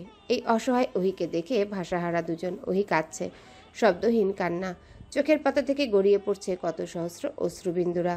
চাঁদনি চিত্রা দুজনাই উঠে এলো, জড়িয়ে ধরল বোনকে, যেন ভরসা দিল তারা আছে। ওহিও বিনা সংকোচে মুখ লুকালো বোনদের ভরসাস্থলে। চাঁদনি বরাবরই বুঝদার, তাই সেই মুহূর্তে বুঝে ফেলেছে ওহির সাথে নিশ্চয়ই ভয়ঙ্কর কিছু ঘটেছে। না হয় এমন চাপা স্বভাবের মেয়ে এভাবে তার ব্যথা প্রকাশ করতো না। ওহির শরীর কাঁপছে ক্ষণে ক্ষণে কান্নার দাপটে। তার পিঠ ছুঁয়ে সান্ত্বনা দিচ্ছে চিত্রা। বেশ অনেকক্ষণ, অনেকটা সময় পেরিয়ে গেল। কান্নার দাপট কমে এলো ওহির, স্তম্ভিত ফিরে পেল সে। তৎক্ষণাৎ সে চাঁদনির বুক থেকে মাথা তুলল, নিজেকে যথেষ্ট গুছিয়ে কথা ঘোরানোর জন্য বলল, কিছু হয়নি আপাই, তুমি চলে যাবে তো তাই কষ্ট হচ্ছিল। তোমাকে ভীষণ মিস করব। কথা ঘোরাচ্ছিস? চাঁদনির কোমল প্রশ্নে তপ্ত শ্বাস ফেলল ওহি। বার কয়েক জোরে জোরে নিঃশ্বাস নিয়ে নিজেকে শক্ত করার চেষ্টা করলো, কিন্তু চাঁদনি নাছোড়বান্দা। আগের ন্যায় অটল নিজের জায়গায়। চিত্রাও এবার মুখ খুলল, ভাবুক স্বরে বলল, কি হয়েছে ছোট আপা, বলো আমাদের। ওহি নিজেকে সংযত করতে চাইলেও বোনদের আহ্লাদে আর গুছিয়ে উঠতে পারল না। সে এমন নরম কোমল কখনোই ছিল না। সে বরাবরই শক্ত ধরনের মেয়ে ছিল, হবেই বা না কেন। যে শিশুটির ছোটবেলা কেটে যায় তাচ্ছিল্যে তার শক্ত হওয়াটাই তো স্বাভাবিক। মা পালিয়ে গেছে বাক্যটা নিয়ে সবাই যখন হাসি তামাশা করতো, তখন মেয়েটার বয়স কতই বা ছিল। সমাজ এমন বিশ্রীভাবে তাকে নিয়ে হাসি তামাশা করেছিল যে মনে হয়েছিল তার মায়ের পালিয়ে যাওয়ার দায়ভার সব তার। এরপর থেকে ছোট প্রাণটা গুটিয়ে নিল নিজেকে। যদিও মায়ের চেয়ে বেশি ভালোবাসা দেওয়া অবনী বেগম তাকে আগলে নিয়েছিল, কিন্তু ওই যে একবার পাথর হওয়ার পর আর কোনোদিন কিছুই ছুতে পারল না তাকে। তারপর সেই ছোটবেলার পর আজ বোধ হয় এমন ভাঙতে দেখা গেল। ওহির দুঃখের পাল্লা ভারী হয় ভেঙে আসা কণ্ঠে বলে, আমি নিজে মা ছাড়া থেকেছি। আমি জানি মা ছাড়া থাকার যন্ত্রণা কেমন, সমাজ কতটা ভয়ঙ্কর হয়। অথচ আমি কিনা আরেকটা বাচ্চার মা ছাড়া থাকার কারণ হতে যাচ্ছিলাম। আপাই।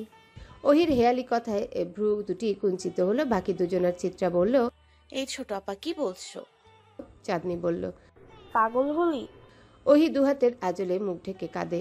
অস্ফুট স্বরে বলে, আমার নিজেকে অনেক ছোট লাগছে জানো, এত ঘৃণা লাগছে নিজের প্রতি। চাঁদনি আর চিত্রা ঘাটায় না ওহিকে। ওহি নিজেই অস্ফুট স্বরে বলতে থাকে, হোমুর কথা মনে আছে? রেস্টুরেন্টে আমি আর চিত্রা যে আইসক্রিম নিয়ে ঝামেলা করলাম লোকটার সাথে, মনে আছে?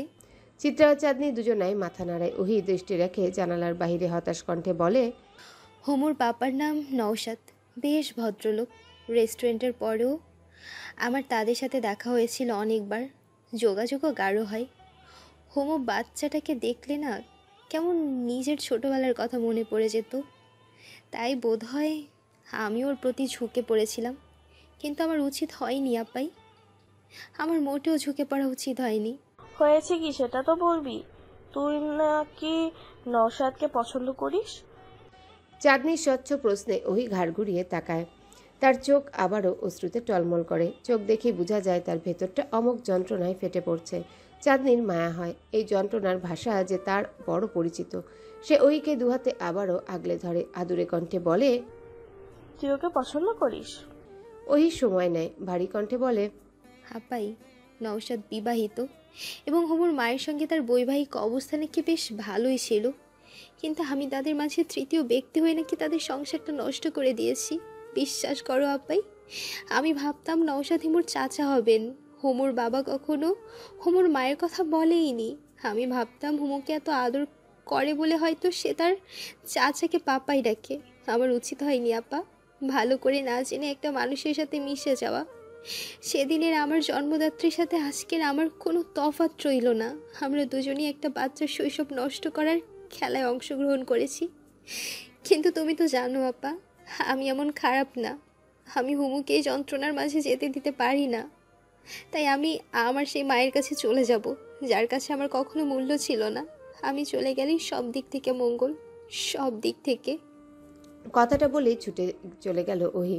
তার চোখের সামনে ভাসছে পরশুদিনের সেই কঠিন দৃশ্যটুকু, যখন হুমুর মা তার সামনে হাত জোর করে কাঁদছিল, তার সংসার ভিক্ষা চাচ্ছিল।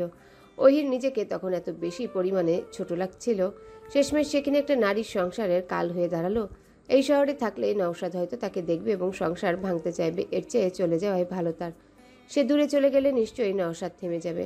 ওহির বুকের ভেতরটা কেমন ফেটে যাচ্ছে। শেষমেশ এত বুদ্ধিমতী মেয়েটাও মানুষ চিনতে ভুল করলো, এমনভাবে ঠকলো। চিত্রা ও চাঁদনি হতবম্ব। চাঁদনি তো প্রায় বসেই পড়ল বিছানাতে। চারিদিকে ভাঙনের সুরগুলো কেমন করুণ স্বরে বেঁচে উঠল। তার ভেতর একটা প্রশ্নই কেবল প্রতিধ্বনিত হলো, কেন আমরা সবসময় ভুল মানুষকে ভালোবাসি? কেন আমরা যাদের ভালোবাসি তাদের পাই না? উত্তর মেলে না প্রশ্নের। তবে চাঁদনির চোখে জলজল করে আজ সন্ধ্যাবেলা স্মৃতি। মৃন্ময় তার পা জড়িয়ে কেমন বাচ্চাদের মতো কেঁদেছিল, কেমন আকুতি মিনতি করছিল থেকে যাওয়ার জন্য। অথচ চাঁদনি থাকলো না। এই যে মৃন্ময় তো ভুল মানুষকে ভালোবাসলো, যেমন করে চাঁদনি, ওহি, আমজাদ সওদাগর কিংবা অবনী বেগম ভালোবেসেছে। ভুল মানুষকে ভালোবাসার শাস্তি যে নীরের যন্ত্রণা। ভেতরটা পুড়ে ছাই হয়ে যাবে, অথচ দেখার কেউ থাকবে না। একটা গাঢ় ব্যথাময় উত্তপ্ত দুপুর মাথার উপর তেজস্বিনী রূপ ধারণ করেছে। অকল্যাণের ডাক নিয়ে কাক গাইছে করুণ সুরে। চিত্রাদের খাবার টেবিল আজ আনন্দশূন্য, প্লেটগুলো পড়ে আছে অযত্নে। ড্রয়িং রুমে উপস্থিত সকলে।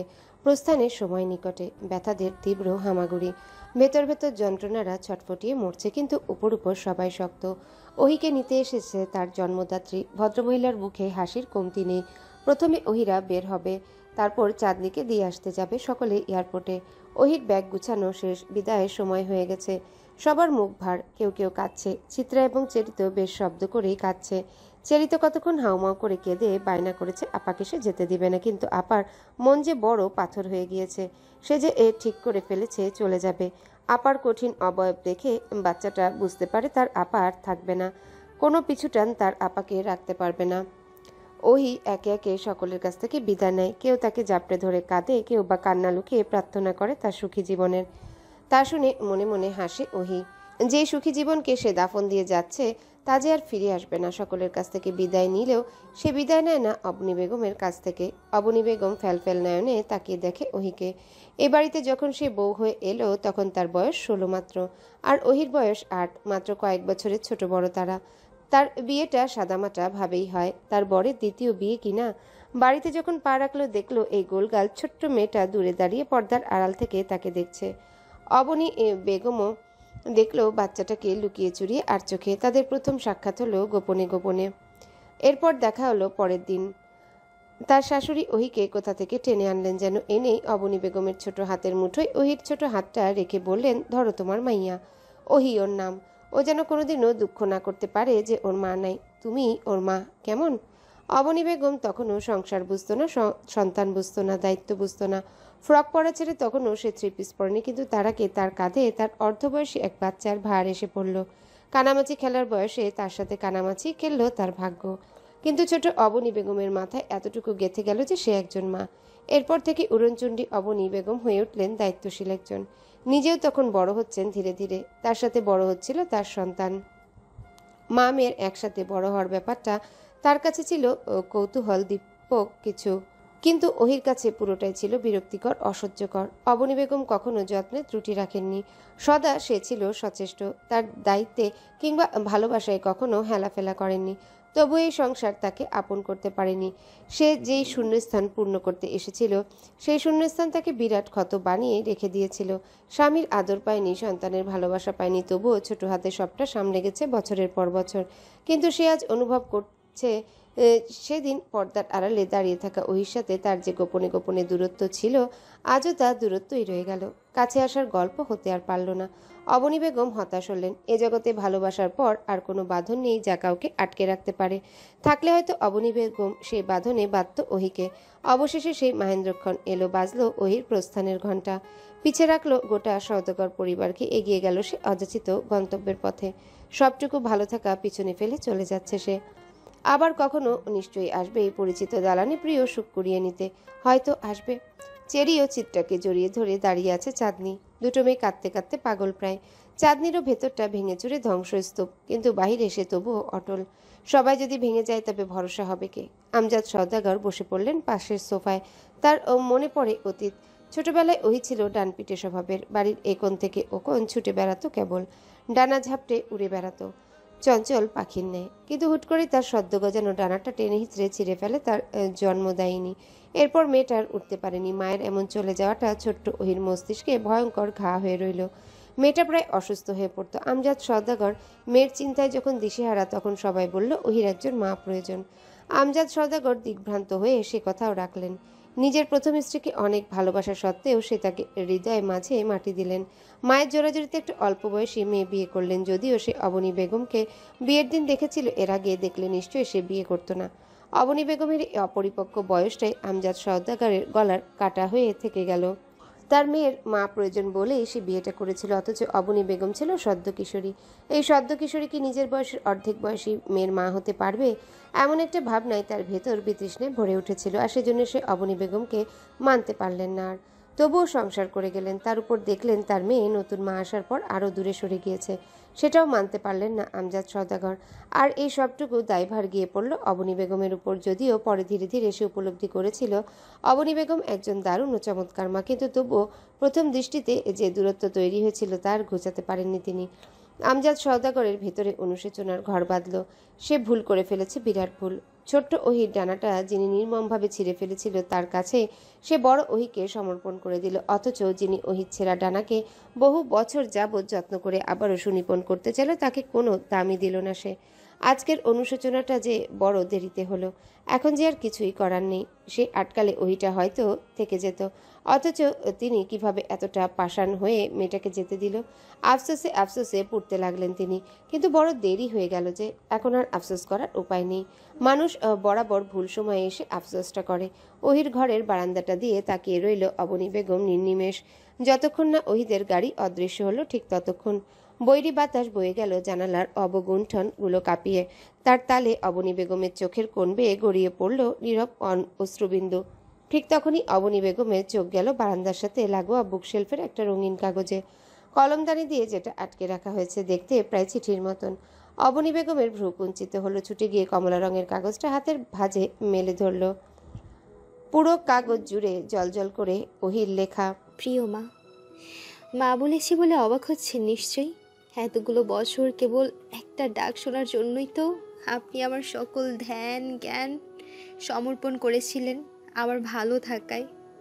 তাই আমাদের সম্পর্কের আরম্ভে আপনি আমার কেউ না হলেও শেষবেলায় আপনি কেবল আমার মা হয়েই থাকবেন। সেই ছোটবেলায় বাবা যখন আমার জন্য মা নিয়ে এলেন, তখন আমার কেবল চারপাশের মানুষের বলা একটা কথাই মাথায় ঘুরতো, আপনি আমার সৎ মা।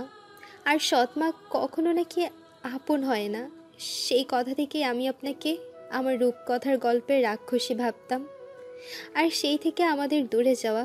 কিন্তু দিন অতিবাহিত হতে লাগলো ঋতুর প্রয়োজনে, আর আমি অনুভব করলাম আপনি আমার রূপকথার গল্পের রাক্ষসী না, বরং নির্মাতা। আমি দেখেছি খুব সূক্ষ্মভাবে আপনি সৎমা থেকে মা হয়ে ওঠার চেষ্টা করেছেন। আমার জ্বর হলে আপনার চেয়ে বেশি বিচলিত হতে কাউকে দেখিনি। আমি একবেলা কম খেলে সেবেলা আপনাকে উপোস থাকতে দেখেছি। আমি রাত জেগে পড়ার সময় খেয়াল করতাম দরজার আড়ালে একটি প্রাণ নির্ঘুম রাত কাটিয়েছে। আমি ঘুমিয়ে গেলে আমার বেখেয়ালি ঘরটা আপনি সাজিয়ে রাখতেন। এই যে আপনার মা হয়ে ওঠার আপ্রাণ চেষ্টা আমি ঠিকই দেখেছি। চেরি আপনার রক্তের সন্তান হয়েও আপনার কাছে প্রাধান্য পাইনি, অথচ আপনার কাছে প্রাধান্য পেয়েছিলাম আমি। কারণ আমাকে যে আপনি আপনার আত্মার সন্তান হিসেবে ভেবে নিয়েছিলেন। আপনার 16 বছর থেকে 30 বছরের জীবনে এই মা হয়ে ওঠার গল্প ভীষণ যত্নের। তাই শেষবেলায় বলে যাচ্ছি, মা, তোমাকে আমি ভীষণ ভালোবাসি। আমার মাহীন জীবনে মা হয়ে আসার জন্য তোমাকে আজীবন কৃতজ্ঞতা। ভালো থেকো মা, ভালো থেকো। হয়তো কোনো এক বিষণ্ণ ঋতুতে আমাদের দেখা হবে। সেদিন আমি পর্দার আলে লুকাবো না, আর তুমিও গোপনে তাকাবে না। সেদিন আমাদের সাক্ষাৎ হবে প্রকাশ্যে, এবং আমাদের গল্প হবে নিকটের। মা, তোমাকে ভীষণ মনে পড়বে আমার, ভীষণ ভীষণ মনে পড়বে। আমার নির্ঘুম রাতগুলোতে আর কেউ সঙ্গী হবে না ভাবলে জানো আমার কত কান্না পায়। তবুও ভাগ্য তো মানতেই হবে, তাই না বলো? তবে আমার যে ভাগ্যে তুমি ছিলে, সে ভাগ্যের প্রতি আমার আর কোনো অভিযোগ নেই। ভালো থেকো মা, ভালোবাসা থাকবে। তোমার মেয়ে এই যন্ত্রণাময় যন্ত্রের শহর থেকে পালিয়ে যাচ্ছে মা, পালিয়ে যাচ্ছে। ইতি, তোমার চন্দন কাঠ। আমি জানি তুমি সেই ছোটবেলা থেকে আমাকে দেখেই নাম রেখেছিলে চন্দন কাঠা, যে শক্ত এবং দামি। চিঠিটুকু পড়তে পড়তেই অবনী বেগমের চোখ ঝাপসা হলো। ভেতর থেকে বেরিয়ে এলো দমফাটা কান্না। অপরদিকে দামি গাড়ি জানালার ফাঁক গলে একটা মেয়ে তাকিয়ে আছে সুদূরে। যতক্ষণ পর্যন্ত তার মাকে দেখা যায় সে ঠিক ততক্ষণ পর্যন্তই তাকিয়ে রইল। সে জানে তার বিরহে এই সুখী শহরে একজন মানুষ রোজ কাঁদবে। সে আর কেউ না, তার মা, তার আত্মার মা। সওদাগর বাড়ির সামনে দাঁড়িয়ে আছে নওশাদ। তার কোলে ছোট্ট হুমু বারবার আধকণ্ঠে বায়না করছে আইতকিলিম আন্তিকে দেখার জন্যে। নওশাদেরও মন ভালো নেই। কয়েকদিন যাবৎ ওহিটা কেমন যোগাযোগ বিচ্ছিন্ন করে দিল। কেন এমন করলো সে ভেবে পায় না। তন্মধ্যে সশব্দে বেজে উঠল নওশাদের ফোন। দুপুরে উত্তপ্ত রোদ মাথায় নিয়ে ফোন ধরল নওশাদ। বিরক্ত ছুড়ে ফোনের অপর পাশের মানুষটাকে বলল, করেছেন কেন আপনি? আপনার কি লজ্জা শরম হবে না ভাবি? যতই বলি কল করতে না, আপনি ততই জ্বালান। অপর পাশের সুন্দরী রমণী হাসলো, বলল, তুমি বিয়ের প্রস্তাবে রাজি হও নওশাদ, তাহলেই তো হয়। বিপরীত পক্ষের কথায় ঘৃণায় তেতো হয় নওশাদের অন্তর।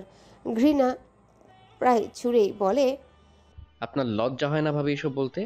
আমার ভাই মারা যেতে আপনি নিজের এই ছোট্ট মেয়েটার দায়িত্ব ঝেড়ে ফেললেন। এই ছোট্ট হুমুকে আমরা মানুষ করছি, আর আপনি কিনা আমাকে বিয়ে করতে লেগে পড়েছেন।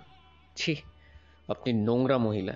কথাটা বলেই ফোন কাটলো নওশাদ। তন্মধ্যেই সওদাগর বাড়ির দারোয়ান জানালো ওই কিছুক্ষণ আগেই বাড়ি ছেড়ে চলে গিয়েছে, আর এই শহরে ফিরবে না কখনো। নওশাদ যেন হতবিহ্বল। মেয়েটা এভাবে ভালোবাসা জন্মিয়ে ছেড়ে গেল, ঠকালো শেষমেশ। অথচ কেউ জানলো না প্রেমের উত্তাপে ঝলসে গেছে একটি সদ্য গজানো ভালোবাসার চারা গাছ। সবেই বিকেলের বিবর্ণ রং আকাশ ছুঁয়েছে, পাখিদের ব্যস্ত ডানা ঝাপটানো দেখা যাচ্ছে পুরো আসমান জুড়ে। তাদের কিচিরমিচির এর শব্দে বিকালের নৈকট্যতা খুব সহজেই ধারণা করা যাচ্ছে। সওদাগর বাড়ির দুটো গাড়ি এসে থেমেছে বিমানবন্দরে। চুপসে আসা মনের অনুভূতি এবং দ্বিতীয়বার হৃদয় খালি হওয়ার যাতনা তারা নীরবতার মাঝে মিশিয়ে দিয়ে নাটকীয় ভালো থাকার চেষ্টা করছে কেবল। তবে চাঁদনি কান্নাকাটি করেনি, বরং বাড়ির বড় মেয়ের মতন খুশি থাকার দায়িত্ব পালন করছে অবিরত। সকলের থমথমে মুখ যেন চাঁদনির চলে যাওয়ার ক্ষত আরেকটু গাঢ় করেছে। তবুও সে সামলে নিল নিজেকে। এতটা দূর সে যেতে চায়নি, যতটা দূরে গেলে পিছে ফিরে আর নিজের মানুষগুলোকে দেখতে পাওয়া যাবে না। তবুও ভাগ্য বুঝে চেয়েছে অন্য কিছু। আমরা যা চাই সচরাচর দেখা যায় ভাগ্য তার বিপরীতেই চায়। হয়তো সেজন্যই পৃথিবীতে এত মন খারাপের গল্পরা বেনামি ঠিকানায় দুঃখ উড়ায়। যাওয়ার ঘন্টা বেজে উঠল গোপনে। অ্যানাউন্সমেন্টে সুরেলা একটা কণ্ঠ দিক নির্দেশনা দিতে আরম্ভ করলো। যে কণ্ঠ দিক নির্দেশনার আড়ালে হয়তো বুঝায় আর দাঁড়িয়ে থাকার সময় নেই পথিক। সকল পিছুটান পেছনে ফেলে সামনে চলো। কেউ তোমার জন্য থেমে থাকবে না। তুমি সময়ের সাথে তাল মিলিয়ে হাঁটো, তোমার জন্য পিছুটান বাধা নয়। চাঁদনি বিশাল বড় এক শ্বাস ফেললো গোপনে। বুকের ভেতর এমন দম বন্ধকারী ভারী পাথরটা নামাতে চাইলো, অথচ পারল না। এই শেষ মুহূর্তে এসে তার কেবলই মনে হচ্ছে থেকে যেতে। মনের এই আহ্লাদি আবদার অবশ্য মস্তিষ্কের কাছে নিছকই ঠাট্টায় উড়ে গেল। থেকে যাওয়ার এই নিয়ম ভাঙা আবদার মেনে নিল না মস্তিষ্ক। তার কেবল দূরে যাওয়ার পায়তারা করে কিনা, কারণ সে তো জানে বরাবরই মনের সিদ্ধান্ত জীবনে তুমুল ব্যথা হয়ে থেকে যায়। মন যে কোমল শীতল, সে কোমল সিদ্ধান্ত নিতে জানে না, তাই মস্তিষ্ককেই সে দায়িত্ব নিতে হয় জীবনে সবচেয়ে ভালোর জন্যে। কখনো কখনো অনুভূতি বিসর্জন দিয়ে কঠিন হতেই হয়। চাঁদনি তার বাবার হাত থেকে ট্রলিটা নিতে চাইলে আফজাল সওদাগর বললেন, তুমি নিতে পারবে না তো মা, অনেক ভার। জীবনের চেয়েও তো কম হবে, তাই না আব্বু? কখনো কখনো এই ভার নিতে না পারলেও নিতে হয় যে আব্বু। আর কতকালই বা আমার ভার বইবে তোমরা বলো? 28 বছরের এই বোঝা আমি হালকা করে দিয়ে যাচ্ছি আব্বু। কয়েকটা দিন তোমরা না হয় শান্তিতে বাঁচলে। কথাটা চাঁদনি মায়ের দিকে তাকিয়ে বলল। কথা শেষ করে কেমন হাসলো। এই হাসিরা মৃত ভাষাহারা। রোজা সওদাগর মেয়ের এই ফ্যাকাশে মুখের দিকে চাইল করুণ চোখে।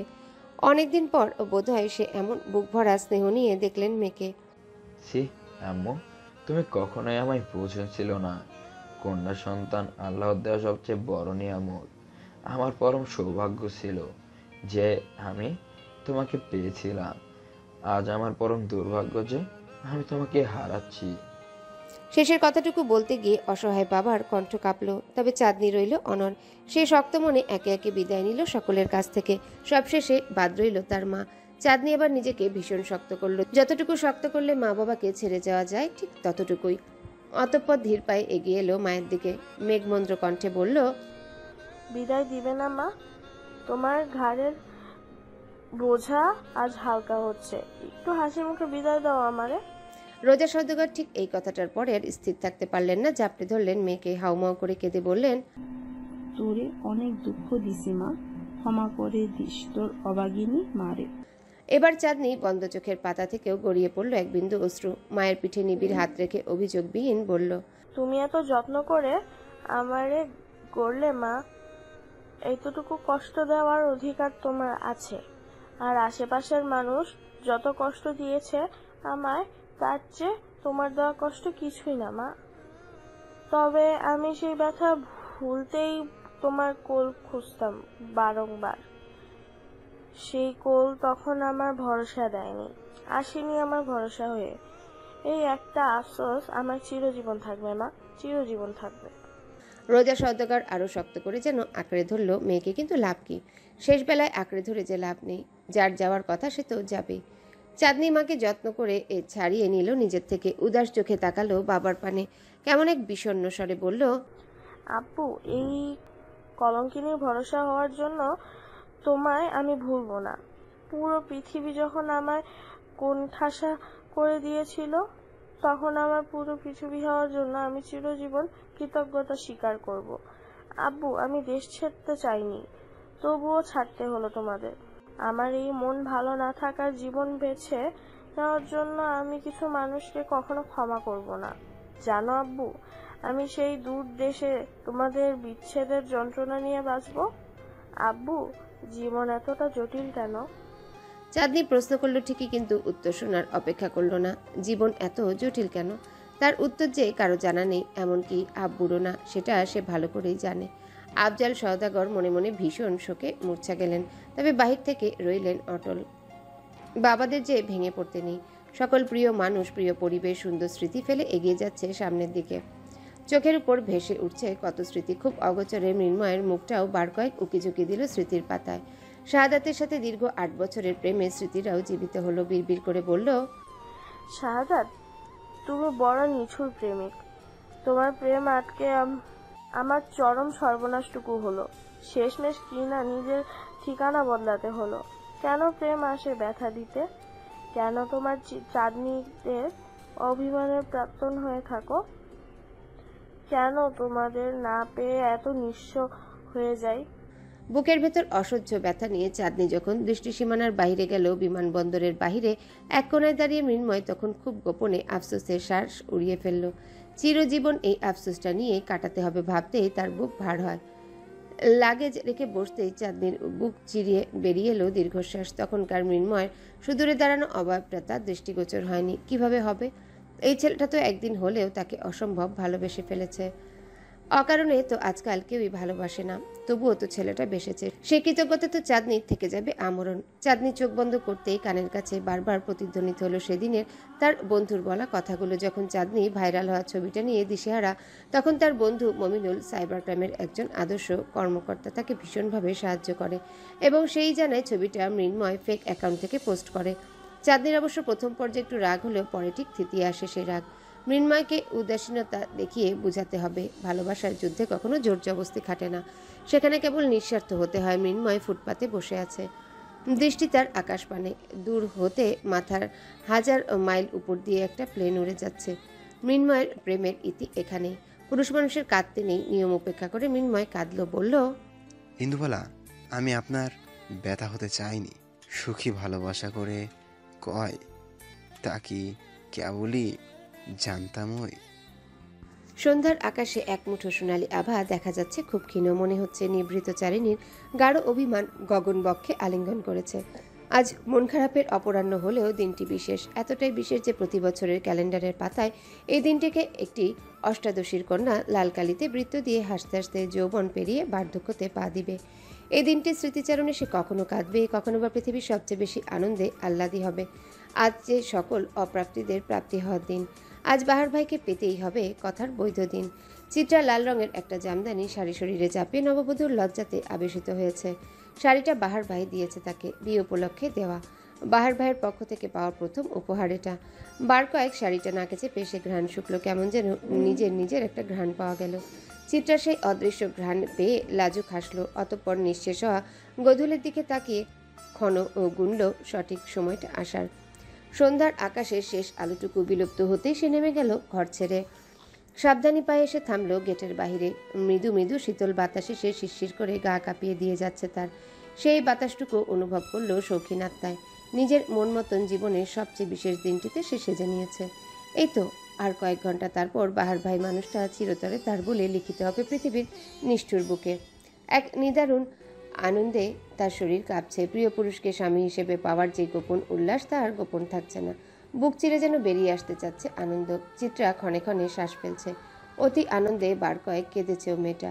প্রাপ্তির যে আনন্দ, সে আনন্দের কাছে পৃথিবীর সকল নিয়ম অনিয়ম হয়ে যায়। প্রেমের উক্তি ফুলে হুট করে ভ্রমর আসার ব্যাপারটা তার নিতান্তই স্বপ্ন মনে হচ্ছে।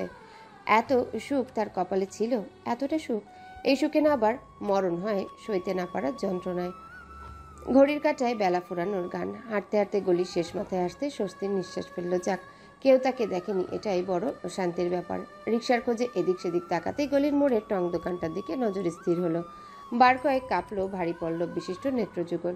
কথা থেমে গেল লাল রঞ্জনে রঞ্জিত ওষ্ঠের সম্মুখে এসে। মুগ্ধতায় ছেয়ে গেল চারিপাশ। অস্ফুট স্বরে ডাকল সে, বাহার ভাই। টং দোকানের সামনে দাঁড়িয়ে মনের সুখে সিগারেটের ধোঁয়ায় জীবন বিলাস করতে থাকা নীল পাঞ্জাবি পরিহিত বাহার সাথে সাথে চোখ ফিরিয়ে চাইল। চিত্রাকে দেখে ক্ষণিক হাসল কি বোঝার উপায় নেই। মানুষটার হাসি কান্না সবই যে তার গম্ভীর ব্যক্তিত্বের নিচে ঢাকা পড়ে যায়। সিগারেটের শেষ টানটা দিয়ে এগিয়ে এলো বাহার। সেই এলোমেলো চলন, বাঁকা তীক্ষ্ণ চোখের দৃষ্টি, রুক্ষ শুষ্ক কদমের মতন চুলগুচ্ছ। তবে পরনের পাঞ্জাবি আজ এক নতুন বাহারের দীপ্তি ছড়িয়েছে। এ এক অন্যরকম বাহার, এ যেন এক প্রেম সৃষ্টি করা ধ্বংসমানব। চিত্রা স্থির চোখে আটকে আছে নীল পাঞ্জাবিতে। মোহময় তার মায়াভরা দৃষ্টি। বলল, পৃথিবীর সকল সুন্দরের মাঝে আপনি অন্যতম বাহার ভাই। আপনি কি সে কথা জানেন? কখনো বলিনি তো, জানবো কিভাবে? তবে আজ জানলাম, তাও পাঞ্জাবির কল্যাণে। বাহারের ঠাট্টা মেশানো কথা হেসে উঠল চিত্রা। বিবশ কণ্ঠে বলল, আমার ভাবতেই কেমন যেন লাগছে পৃথিবীর সবচেয়ে সুন্দর মানুষটা কিনা আমার ভালোবাসায় আছে। ভালোবাসা? সে যে নেহাত মরিচিকা মেয়ে, অবেলার কুকুর, যার মূল্য দিতে দিতে আমাদের জীবনের চরম মূল্যহীনতায় হারিয়ে যায়। আচ্ছা রণাঙ্গনা, সবটুকু ভালোবাসা যার নামে, তার নামে ঘৃণার ভাগ কতটুকু হবে? শেষের প্রশ্নে থেমে গেল চিত্রা। লোকটার স্বভাব কি কখনো বদলাবে না? সব সময় এমন কথা বলতেই হয়? লোকটা জানে না এসব কথা অষ্টাদশীর হৃদয়ে যে বড্ড আঘাত আনে। কখনো যদি ভুলতে চাও মেয়ে, তবে প্রথমে ভুলে যাও একটা ছেলে ধন্য হতো তোমাকে পেয়ে। চিত্রা নিকটিনে ঝলসে যাওয়া বাহারের ঠোঁটগুলো চেপে ধরল, তাচ্ছিল্য করে বলল, আপনাকে ভুলতে হলে যে সবার প্রথমে আমার নিজেকে ভুলতে হবে বাহার ভাই। আর নিজেকে ভুলে গিয়ে বাঁচা যায়? আমি বাঁচবো না বাহার ভাই, বাঁচবো না। বাহার কথা বাড়ালো না, আর একটা রিক্সা থামিয়ে উঠিয়ে দিল চিত্রাকে। চিত্রা বিস্মিত কণ্ঠে বলল, এক জায়গাতেই তো যাচ্ছি, আপনি উঠছেন না কেন? চলুন। কাজ আছে একটু, তুমি গিয়ে অপেক্ষা করো, আমি আসছি। কথা থামতেই চলতে শুরু করে রিক্সা। চিত্রার বুকের মাঝে কেমন অসহ্য যন্ত্রণা হলো হুট করে। কিছুক্ষণ পর যে মানুষকে চিরতরে পেয়ে যাবে সেই মানুষটার সাথে ক্ষণিকের বিচ্ছেদটা তার কেমন যেন দম বন্ধকর লাগলো। সে চলন্ত রিক্সা থেকে পিছু ঘুরে তাকালো। বাহার দাঁড়িয়ে আছে, দৃষ্টি তার স্থির, মুখে বহু করুণ মুচকি হাসি, চোখের কোণে কি চিলিক দিল অশ্রু। চিত্রা ঠিক ঠাউর করতে পারল না। রিক্সা দৃষ্টি সীমানার বাহিরে যেতেই বাহার আকাশের দিকে মুখ করে চরম বিষাদগ্রস্ত স্বরে বলল, তোমার জীবিত মৃত শোকে বাহার শোকা হতো রণাঙ্গনা। বকাটে বাহার কখনোই হয়তো তোমার হবে না। তোমার মন ভাঙার অপরাধে বাহার চিরজীবন মৃত্যুর নিকটে থাকা রোগীর মতো ছটফট করবে। তুমি ক্ষমা করো না তবু আমায়। তুমি জানবেও না, তোমার ভালোবাসার সমাধির পাশে আমি থেকে যাব। আর কখনো গাইব না, আর কখনো চাইব না। তুমি সামলে নিও মেয়ে, তুমি আগলে নিও নিজেকে। বাহারের বাইরে শোক কাটিয়ে তুমি ভালো থাকো রণাঙ্গনা। আমি না হয় ভালো থাকবো তোমার বাঁধনহারা আশ্রয় আবাসনে। কথা থামিয়ে বাহার উল্টো পথে হাঁটা ধরল। তার নিদারুণ কণ্ঠে সুর তুলল, আমি কি বলিব আর, বিচ্ছেদের অনুকূলে পুরে কলিজা অঙ্গার। কাজী অফিসের সামনে ধুলোমাখা শরীর নিয়ে চিত্রা ঠায় দাঁড়িয়ে থাকে। সন্ধ্যা পেরিয়ে রজনী নামে ধরায়, অথচ চিত্রাকে বিয়ের স্বপ্ন দেখানো বাহার ভাই তার কথা রাখে না। চিত্রার চোখে উপচে পড়া অশ্রু। সকালের স্বাদ সারাদিনের বিষাদে অবসাদ নিয়েছে। লাল টুকটুকে বউ সাজার স্বপ্ন চির প্রতীক্ষায় পথ চেয়ে দাঁড়িয়ে থাকে। দূর থেকে গানের তালে ভেসে আসে বিচ্ছেদের বিরহী সুর। চিত্রা চিৎকার করে আধার রাস্তায় বসে পড়ে। জ্যোৎস্নার রং হামাগুড়ি খায় তার শরীরে। মেয়েটা চিৎকার করে কাঁদতে কাঁদতে বলে, বাহার ভাই চলে আসুন প্লিজ। এমনটা করবেন না, আপনি কথা না রাখলে মরে যাব যে। চলে আসুন প্লিজ, আমার অন্তরটা সত্যিই পুইরা যায়। চলে আসেন আপনি কথা না রাখলে যে আমি মরে যাব। পাষাণ প্রেমিক আপনি বাহার ভাই। বড় পাষাণ, এমনে আমারে মামা মারতে পারলেন? উত্তর দেওয়ার কেউ নেই। শুনশান রাস্তা, কেবল চেয়ে দেখে এই প্রেম বিচ্ছেদ। চিত্রার চোখে ভেসে ওঠে চঞ্চল অতীত, যে অতীতের সবটুকু জুড়ে কেবল একজন বখাটে প্রেমিকের অস্তিত্ব, যে কখনো গান গায়, কখনো বা অবহেলায় হাসে একটু। চিত্রার চোখের পাতা বন্ধ হয়, সে বন্ধ হওয়া চোখের পাতা থেকে গড়িয়ে পড়ে বেনামি কষ্টরা। কতক্ষণ বিড়বিড় করে মেয়েটা, তারপর চুপ হয়ে থাকে এই বহুক্ষণ। শুনশান রাস্তাটাতে একসময় একাকিত্ব দূর করে কতগুলো গাড়ি শাসা করে ছুটে যায়, অথচ চিত্রার একাকিত্ব কাটে না। এই নিষ্ঠুর পৃথিবীতে প্রেমিকের বিশ্বাসঘাতকতার ছুরিটা অষ্টাদশীর বুকের ভিতর থাকা অদৃশ্য মাংসপিণ্ডকে ছিন্ন বিচ্ছিন্ন করে দিয়েছে। সেথায় আর বসন্ত ফুল ফুটবে না কখনো। চিত্রার চোখে মুখে কেমন শক্ত হয়ে যায়, কেমন গাঢ় অভিমানে বলে, আপনাকে আর চাই না বাহার ভাই, চাই না। এরপর সব চুপ, ভালোবাসার রামিত, মাথার উপর অর্ধ খণ্ডিত চাঁদ নির্লিপ্ত। চিত্রার গাঢ় কাজল অভিযোগে লেপটে গেছে চোখের নিচে। প্রেমিকের জন্য খুশিতে আহ্লাদি হওয়া লাল টুকটুকে জামদানি শাড়িটাও ধুলোয় মাখামাখি হয়ে ধরেছে মলিনতা। রিকশার টুংটাং শব্দ শোনা যাচ্ছে রাতের রাস্তা জুড়ে। চিত্রা বসে আছে মৃত মানুষের ন্যায়। রাত আনুমানিক কটা বাজে তার ধারণা নেই, কিংবা ধ্যানও নেই সেই দিকে। তবে রাতের গাম্ভীর্যতা দেখলে আজ করা যাচ্ছে 12টার কাছাকাছি সময়। চিত্রার রিকশা যখন তার কলেজের গলির সামনে দিয়ে মোড় নিল, ঠিক তখনই সে খেয়াল করলো কলেজের পাশের গলিটা বন্ধ করা হয়েছে। রেড অ্যালার্ট সাইনবোর্ডও টাঙানো হয়েছে। কয়েকজন কনস্টেবল বসে বসে ঝিমাচ্ছে সেখানে। এবার নির্লিপ্ত চিত্রার মাথায় অদ্ভুত ভাবনা খেলে গেল। ভাঙা ভাঙা কণ্ঠে রিকশা চালককে জিজ্ঞাসা করলো, কি হয়েছে এখানে মামা? এই গলিটায় পুলিশ পাহারা কেন? পথের দিকে ব্যস্ত থাকা আধবয়সী মানুষটা তার কাজে মনোযোগ রেখে বললেন, হাই আম্মা, জানেন না কি হয়েছে? গতকাল রাতেই তো এখানে পুলিশ তদন্ত করছিল। অনেক নেশা জাতীয় জিনিস নাকি এই গলিতে সাপ্লাই করা হয়। অনেক অল্প বয়সী ছেলে মেয়ে এই নেশার জগতে বুঁদ হয়ে গেছে নাকি।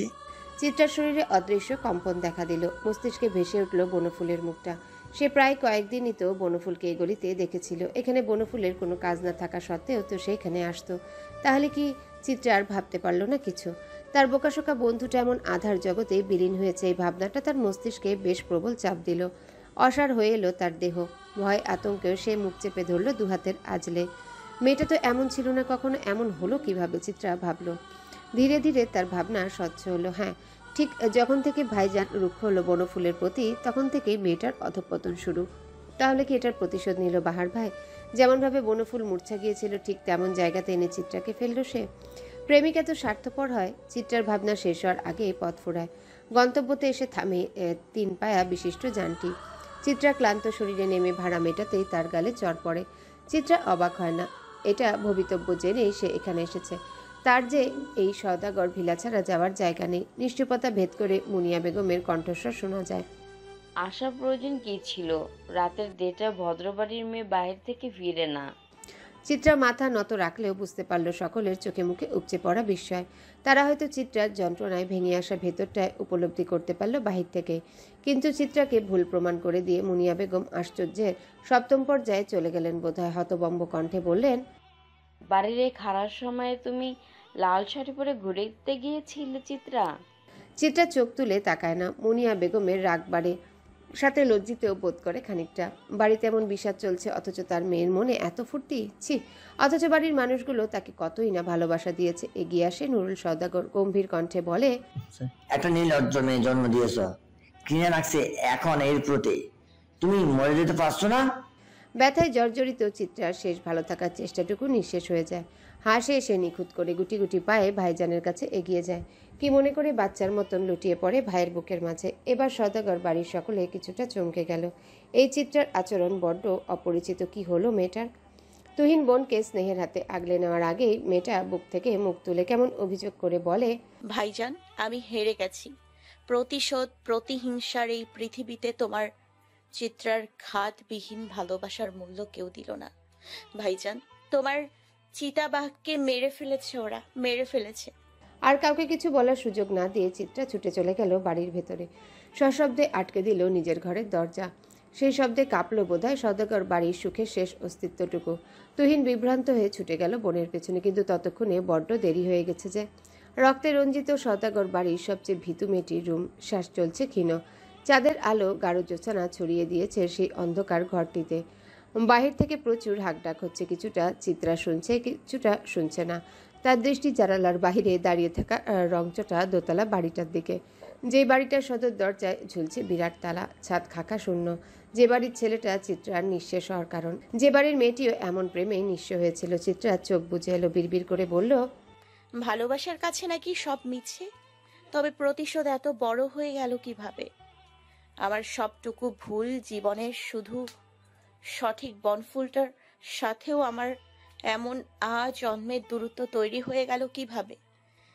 কিভাবে আমার এত ভালোবাসায় পরিপূর্ণ জীবনটা ভালোবাসা শূন্য হলো? বাহার ভাই, কি হতো শেষ বেলায় একটু ভালোবাসলে? এভাবে না মারলেও তো পারতেন। এত প্রশ্নের উত্তর মেলে না। দূর হতে অকল্যাণের শুনিয়ে কেবল কানাকুও ডাকে, কিন্তু প্রেমিকা কি আদৌ জানবে প্রতিশোধের ধর্ম যে প্রেমিকের নেই? সুইজারল্যান্ডের ছোট্ট শহরে হুট করে আজ আশ্চর্যজনক ভোর হলো। চাঁদনির ঘুম ভাঙল বহু পুরনো সেই গান শুনে, ইন্দুবালাগো ইন্দুবালাগো। চাঁদনি হুড়মুড় করে বিছানা থেকে নেমে উকি দিল জানালা দিয়ে। বরফের শহরে আজ সোনালি রোদ্দুর উঠেছে সতেজ হয়ে। চাঁদনির আঙিনায় বসন্তের দূত এসেছে যে। চাঁদনি দীর্ঘ নিঃশ্বাস ফেলল। গান কোথা থেকে আসছে সে জানে না, তবে কার কল্যাণে আসছে সেটা বোধহয় সে আন্দাজ করতে পারল খানিকটা। তাই তো নিজে নিজেই ঝলমলে কণ্ঠে বলল, ইন্দুবালার কাছে পৌঁছাতে তোমার 2 বছর লেগে গেল মিন্না। সিলেটের আবেশিত বিকেলের পথ ধরে ওহি হেঁটে যাচ্ছে। বর্ষাকালের রাস্তা জলে থই থই। বহুক্ষণ জল্পনা কল্পনা করে কল লাগালো বহু পুরনো সেই নাম্বারটিতে।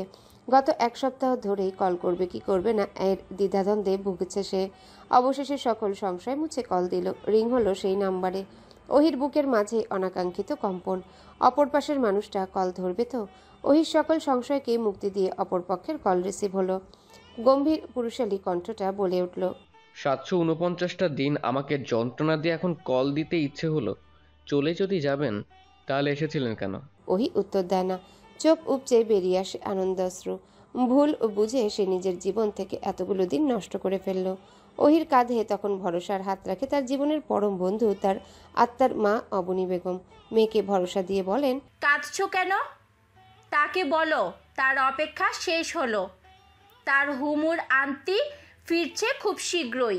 ওহি ক্রন্দনরত অবস্থায় মাকে জড়িয়ে ধরল। ভাগ্যিস এ মানুষটা তার জীবনে ছিল, নাহলে তো কেবল 2 বছর না পুরো জীবনটাই তার বৃথা হতো। প্রিয় বাহার ভাই, আপনাকে ছাড়া রঙ্গন ফুল ঝরে যাচ্ছে অকালে। সূর্যের তেজ তার প্রখরতা হারিয়েছে, অষ্টাদশী হারিয়েছে ভালো থাকা। আপনি জীবনে এসেছিলেন বলেই অষ্টাদশী জানে ধারালো ব্লেড রগে গাঢ়ভাবে ছোঁয়ালে কিভাবে রক্তের স্রোত বয়ে যায়, অক্সিজেন মাস্ক মুখে নিয়ে কিভাবে শ্বাসকষ্টে আচ্ছাদিত থাকা যায়। আপনার অভাবে কিভাবে একজন মেয়ের একটি জীবন থেমে যায়, আপনি তা দেখলেন না। আমার খুব জানতে ইচ্ছে করে, বউ বানানোর স্বপ্ন দেখিয়ে চির প্রতীক্ষায় রেখে চলে যাওয়া বাহার ভাইয়া কি ভালো থাকতে পারে? ইতি রঙ্গনা। চিত্রা চিঠিটা শেষ করে দীর্ঘশ্বাস ফেলল। বাম হাতের কাটা গাঢ় দাগটা কেমন বিদঘুটে ঠেকলো তার কাছে। মানুষ বলে মৃত্যুর পথ কত সোজা, অথচ সে জানে প্রতি মোনাজাতেও মৃত্যু কামনা করা সে কিভাবে যন্ত্রণা নিয়ে বেঁচে আছে। বাহাররা এতটা নির্দয় কেন? ভোরের সূর্যে উদিত হয়। চিত্রার 98 নাম্বার চিঠিটাও জমে পরিত্যক্ত বক্সে, কারণ প্রাপকের গন্তব্য যে তার জানা নেই। এই হৃদয়হীন শহরে তার পত্রের মাঝে লেখা বাহার ভাইটা যে আজ ভীষণ দূরে। অষ্টাদশীর চূর্ণ বিচূর্ণ মন থেকে অবশ্য দূরে যেতে পারেনি। চিত্রা জানালা দিয়ে তাদের সামনের বহুদিনের তালাবদ্ধ বাড়িটার দিকে তাকায়। বাড়ির মানুষগুলো কিভাবে যেন উধাও হয়ে গেল। চিত্রার মনে এক আকাশ আশা জমিয়ে তারা হাওয়াই মিঠার মতো নিরুদ্দেশ হয়ে গেল। এই শহরে হারিয়ে যাওয়ার গল্পে হারিয়ে গেল চিত্রার বন্ধুত্ব, ভালোবাসা। তবে বাহার ভাইয়ের গল্প কেমন হয়েছিল, কি হয়েছিল তার ইতি? কংক্রিটের শহর 21-এ পদার্পণ করা প্রেমিকা কি সে কথা কখনো জানবে? না প্রেমিক ও প্রেম এভাবেই হারিয়ে যাবে প্রেমিকার মৃত্যুর প্রার্থনায়?